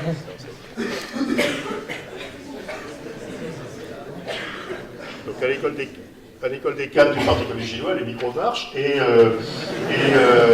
ils sont 4 dans la salle, et on est sur scène avec 4 généraux qui font la police. Donc c'est vachement plus sympa, et ça dure 8 heures, donc j'ai tout mon temps devant moi. Non, je réponds à la question, et je voudrais retirer un mot aussi sur les réformes en France. Non, mais l'Europe, il n'y aura pas de saut, il n'y aura pas de grand saut. Enfin, le grand saut européen vers le fédéralisme, c'est juste impossible. Donc on va essayer de faire un certain nombre de pas intelligents. Il y a un pas intelligent qui consiste à... Alors, version Juncker, vous avez peut-être lu le discours de Juncker au Parlement européen la semaine dernière. Version Juncker qui consiste à dire on va agrandir le budget de l'UE. Je pense que Juncker a tort, parce que Juncker n'arrive pas à se faire à l'idée que, ce que je disais au début, qu'il faut travailler sur la zone euro, qui a des besoins différents. Version, je dirais plutôt franco-allemande, il faut un budget de la zone euro. Et on va mettre dans ce budget de la zone euro des choses qu'on finance mieux ensemble que chacun dans son coin. Par exemple, l'équipement militaire, qui est un énorme sujet. L'Europe doit acheter ensemble et fabriquer ensemble ses équipements militaires dans une logique où les budgets militaires vont monter. L'éducation, les universités pourraient être financées par l'Europe.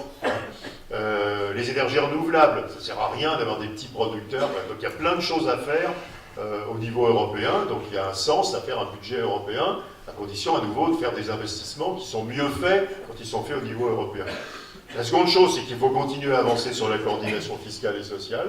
On ne peut pas ne pas coordonner la fiscalité dans une union monétaire. C'est juste impossible. Le taux de change n'est plus là pour corriger les écarts. Et puis la troisième chose, il faut créer la confiance pour qu'à nouveau, je dis la même chose, mais que les capitaux circulent. Et donc, en particulier, il faut créer la confiance dans les banques, parce qu'une partie importante de l'arrêt de la circulation des capitaux, c'est que les banques ne se prêtent plus les unes aux autres. Les banques allemandes refusent de prêter aux banques italiennes. Et donc, quand une banque italienne veut financer une entreprise italienne, elle ne peut plus se financer auprès d'une banque allemande, et donc il n'y a plus cette circulation des capitaux qui permettait en réalité à l'épargne des Allemands de financer des entreprises italiennes. Donc voilà ce qu'il faut faire. Et je pense à nouveau, dans cette nouvelle relation franco-allemande, que certaines de ces choses vont avancer. C'est assez probable qu'on aura des bouts d'Europe militaire, c'est assez probable qu'on aura un bout de budget, c'est assez probable qu'il y aura un bout d'Europe de l'énergie, et c'est assez probable qu'on va aller un peu plus vite sur la coordination fiscale. Voilà. Brexit, vous voulez que je dise un mot ? Non, alors je vais dire un mot sur les réformes en France. Si vous voulez faire un exposé sur les réformes en France, oubliez ce qui n'a aucun intérêt. Alors les 5 ordonnances, c'est sympa. N'oubliez pas quand même que ça traite essentiellement de quelque chose qui sont les licenciements. Et vous savez que la question quiz, c'est quelle est la proportion des chômeurs en France qui sont chômeurs parce qu'ils ont été licenciés? La réponse est 2%. Ça n'existe pas, les licenciements. Il n'y a plus de licenciements. Il y a un truc qui s'appelle la rupture conventionnelle. Donc les licenciements, c'est un truc du passé. Les vraies réformes qui vont être mises en place, elles vont être mises en place et qui sont massives dans leurs effets, c'est la flat tax à 30% sur le revenu du capital. Aujourd'hui, si vous achetez une action en France, un Français qui achète une action, s'il a le malheur d'être imposé à l'ISF, il va payer 74% d'impôt sur le revenu de cette action. 74, le 1er janvier, ça devient 30. Ça, c'est un choc terrible. Les Français vont pouvoir racheter des actions et financer les entreprises. C'est énorme comme choc. Deuxième choc, c'est ce qui sera en 2019, la suppression de toutes les cotisations sociales sur les bas salaires. Vous savez que l'emploi n'est sensible à son coût que lorsqu'il est très peu qualifié. Donc, si vous baissez les cotisations sociales sur les cadres, ça ne crée pas un emploi de cadre en plus. Si vous baissez les cotisations sociales sur les plus bas salaires, ça crée plein d'emplois. Et donc il y aura cette suppression de toutes les cotisations sociales pratiquement sur les bas salaires. on va créer au moins 200 ou 300 000 emplois peu qualifiés. C'est quand même tout à fait remarquable. Donc vous voyez, vous avez des grosses choses hein, qui sont dans le tuyau. Et voilà. Est-ce que vous me donnez une minute sur le Brexit? C'est la dernière question. Ouais. On parle de ceux qui sortent de l'Europe, justement. Ça fait maintenant 1 an que les Britanniques ont voté pour le Brexit. Et la catastrophe qui était promise par les observateurs n'a manifestement pas eu lieu, mais les conséquences sont encore floues. Et donc, quelles sont les conséquences pour le Royaume-Uni et est-ce que ça va affecter la solidarité entre les membres de l'Union européenne ou au contraire, est-ce que ça va plutôt provoquer un rapprochement? Alors, tout à l'heure, vous m'avez autorisé à raconter une anecdote vécue. Donc la semaine dernière, j'étais à Londres et j'organise à Londres des dîners avec les plus grands clients de la banque à Londres. Comme vous savez que Londres est truffé de français, donc les plus grands clients de ma banque à Londres, il y a moitié de français et moitié d'anglais. Donc on se fait ce dîner chez Hélène Darroze, si vous allez à Londres, c'est un très bon restaurant, c'est au Connaught. Et donc je me trouve à la table avec à ma droite 7 français, à ma gauche 7 anglais, peut-être 8 et 8. Et puis on parle de trucs sympas, donc on parle de la BCE, de l'Europe, de Macron, du dollar, du yen, etc. Et puis à un moment, il y a un des Français qui me dit que tu pourrais nous dire ce que tu penses du Brexit. Je vais quand même répondre à la question après. Et donc, j'ai commencé à dire des choses que je vous dirai après. Ça a dégénéré dans l'instant, quoi. Hein. Et donc, les 8 Anglais, ils sont presque venus aux mains avec les 8 Français, en expliquant que c'est des patrons de grands fonds de la City, hein, c'est pas les balayeurs de Manchester. Hein, donc, que de toute façon, l'Angleterre n'était grande que lorsqu'elle n'avait aucun rapport d'aucune sorte, que l'Angleterre n'était grande que quand elle n'avait aucun rapport d'aucune sorte avec le continent, que murer le tunnel sous la Manche, c'était la façon la plus sûre de faire la croissance au Royaume-Uni, que le plus grand anglais de tous les temps, c'était Henri VIII, enfin, etc. etc. Hein. Donc, ça devient sportif. Et il n'y a personne qui manipule les micros. Hein. Et donc, c'est très étonnant, c'est que même on croit que la City, non, pas du tout. Et c'était des Anglais très sophistiqués. Alors, qu'est-ce qui se passe sur le Brexit? Honnêtement, à court terme, il se passe exactement ce qu'on attendait. C'est-à-dire que les entreprises ont arrêté d'investir au Royaume-Uni, donc il y a une chute très forte de l'investissement des entreprises qui ralentit la croissance, qui a fait chuter la livre sterling, puisqu'il manque beaucoup d'investissements qui venaient en Angleterre du reste du monde. Comme la livre sterling a chuté, l'inflation anglaise a monté, elle est à 3% à peu près, elle est de 9, le vrai chiffre. Donc l'inflation est à 3, les salaires sont à 2, donc le pouvoir d'achat des Anglais diminue, donc la consommation se casse la figure, les achats de logements se cassent la figure, et donc on va avoir une semi-récession au Royaume-Uni de l'inflation. Et ça, c'est un effet, pour l'instant, d'une chose qui est la seule conséquence visible pour l'instant du Brexit, qui est la chute du taux de change de la livre sterling. À long terme, le truc est totalement dramatique, et plus pour les Anglais que pour les autres, mais aussi pour les autres. Alors, deux choses, un truc de macro, un truc de micro. L'Angleterre, je crois que je vais crier. Oui, je vais crier.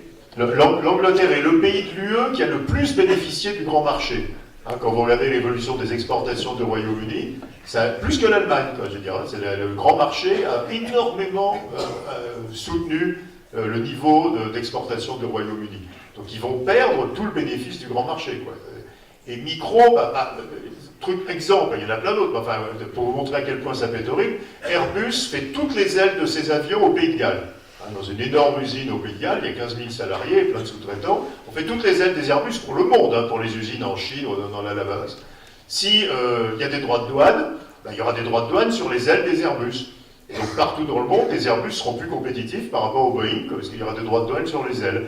Donc évidemment, Airbus n'aura qu'une seule solution, c'est d'enlever l'usine du Pays de Galles pour la mettre à Toulouse, ou à Hambourg, avec un coût absolument énorme pour Airbus, et un coût absolument énorme pour le Pays de Galles, hein, où Airbus est le plus grand employeur. Vous voyez les gens d'horreur. BMW fait toutes les mini pour la planète au Royaume-Uni.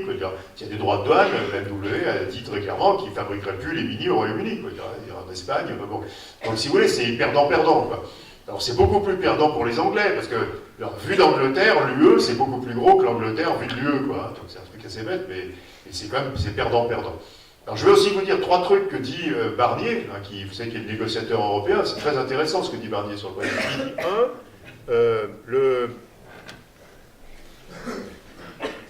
premier truc que dit Barnier, il dit on négocie la sortie d'abord et après on négocie l'association future à l'UE. Donc il n'y a pas de mélange. Donc les Anglais ils sortent d'abord et puis ensuite on négocie la façon dont ça se passe à plus long terme. Hein. Donc c'est 2 négociations séparées et d'abord on sort. Alors que mais, elle essaie de dire, ouais, on va mélanger les deux négociations. Deux, Barnier dit, ça ne va pas arrêter l'Europe d'avancer par ailleurs. Donc on ne va pas faire que ça, on ne va pas perdre notre temps à faire que ça, donc on veut que le reste de l'Europe continue à avancer. Et trois, il dit, c'est irréversible. C'est-à-dire qu'il n'y a pas de marche en arrière, les Anglais vont sortir, même si aux prochaines élections, qui ne seront peut-être pas dans tellement longtemps, Corbyn gagne et vient voir les Européens dire « Ah mais non, nous on n'est pas pour les sorties, machin », ils sortent.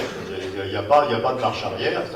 Et il dit, et c'est quand j'ai dit ça que le truc, mon dîner à Londres est parti entièrement en vrille, il dit d'ailleurs, on est vachement content qu'il ne soit plus là à Bruxelles. Donc d'ailleurs, là le truc, j'aurais pas dû le dire.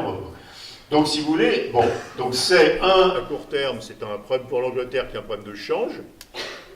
Et deux, à long terme, sauf si on arrive à négocier un accord d'association à peu près pertinent, c'est perdant-perdant, quoi. Mais surtout pour le Royaume-Uni.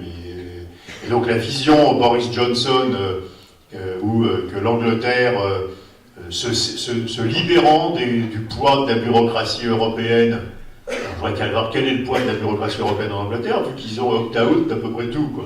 Donc, se libérant du poids de la bureaucratie européenne sera beaucoup plus prospère, c'est une plaisanterie. Le même Boris Johnson, qui est comme un dangereux guignol, hein, il a quand même dit, j'espère qu'il y aura la nièce de Boris Johnson dans la salle, a aussi dit, Pamela, t'étais là, non, et aussi dit que le commerce avec le Commonwealth remplacerait largement le commerce avec l'UE.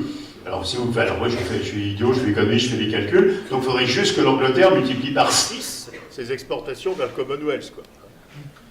Donc vous voyez la capacité d'absorption de produits anglais par la Nouvelle-Zélande, qui est pas terrible. Donc honnêtement, c'est un désastre ce truc, mais ça sera surtout un désastre pour le Royaume-Uni.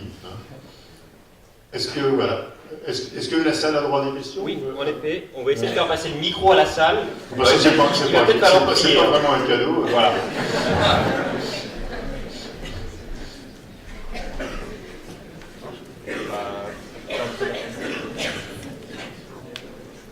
Un quart d'heure, un petit peu. Oui, j'aille réviser BFM.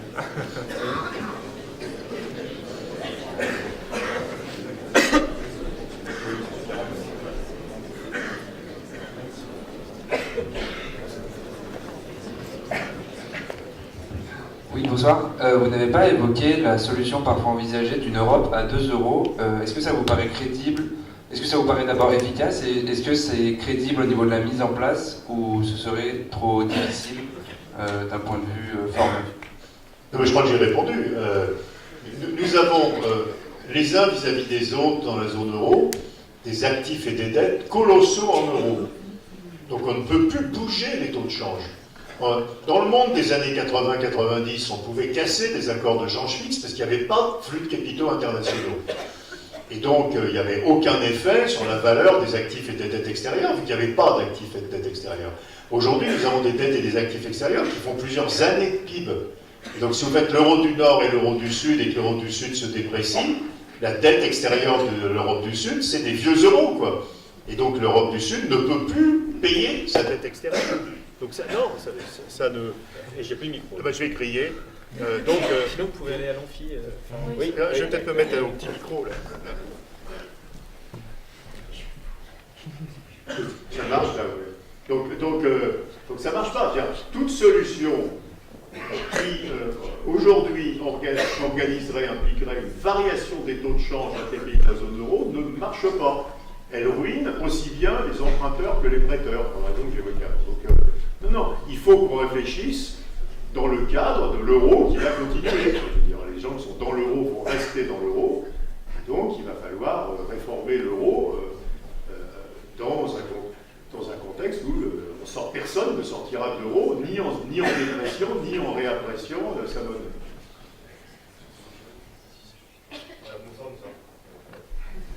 Oui, par là. Vous avez évoqué la bicéphanie entre la zone euro et l'Union européenne. Je ne vois pas où vous êtes. Ah pardon, oui. Le discours de Jean-Claude Juncker la semaine dernière, il a notamment évoqué 3 idées pour la zone euro, qui serait justement de fusionner finalement la zone euro et l'Union européenne, mais aussi de créer un fonds monétaire européen qui remplacera le mécanisme de stabilité. Oui. Et enfin de créer un ministre des Finances et de l'économie européenne. Oui. Et bien votre avis justement sur ces 3 points que Jean-Claude Juncker a proposé comme solution pour la zone euro et l'Union européenne à la Trois, j'en ai parlé. Évidemment, un budget, soit de la zone euro, soit de l'Europe plus gros, a plein de vertus. D'abord, c'est une vertu stabilisante. Plus le budget fédéral est gros, plus si un pays va mal, le budget fédéral le soutient. Et si vous avez un gros budget fédéral, le pays qui va mal paye moins d'impôts et donc est soutenu par le budget fédéral. C'est le principe du budget fédéral aux États-Unis. Bon, évidemment, il faut aller dans le sens d'un budget de la zone euro qui serait géré par un ministre des Finances de la zone euro, bien sûr.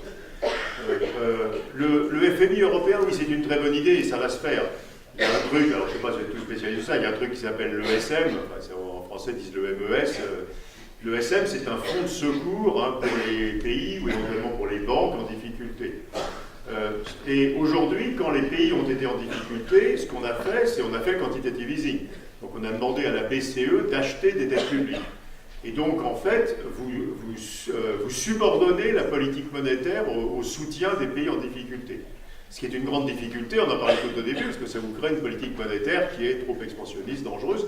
Donc il faut être capable d'aller au secours des pays en difficulté sans utiliser la politique monétaire. Et donc ça s'appelle le FMI. Et donc il faut transformer le MES en FMI. Le MES peut éventuellement, en prenant toutes ses ressources, prêter 700 milliards d'euros, c'est beaucoup d'argent. Et cet argent est de l'argent emprunté sur les marchés ou qui vient des contributions des États, donc il ne crée pas de monnaie. Il faut être capable de... Si un pays est en difficulté, il ne faut pas qu'on se condamne à créer des euros pour l'aider. Donc il faut qu'on puisse le faire sans toucher à la politique monétaire. Très bonne idée, et ça se fera. Par contre, le 1, j'ai dit tout à l'heure, c'est là je pense que Juncker a tort. Soit tous les pays de l'UE rentrent dans l'euro, ce qu'il a dit d'ailleurs aussi, hein, Juncker, sauf qu'ils ne veulent pas. Enfin, je veux dire, les Polonais, les Hongrois, les Suédois, etc. ne veulent pas rentrer dans l'euro. Donc ces pays ont envie de garder leur souveraineté monétaire. Et s'ils ne sont pas dans l'euro, ils ne peuvent pas à nouveau avoir le même corpus de règles que les pays de l'euro. Je reprends l'exemple. Si la Suède décide de faire un énorme déficit public, ce n'est pas le cas parce qu'ils ont un excédent. Hein. Enfin, je prends un exemple idiot.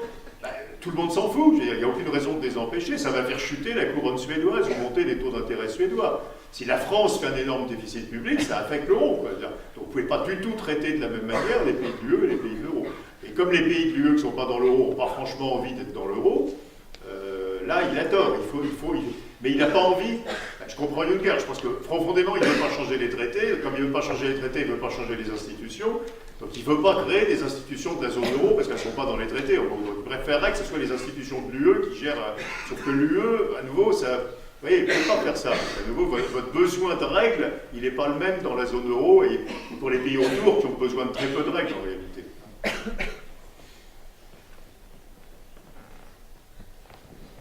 Oui, pardon.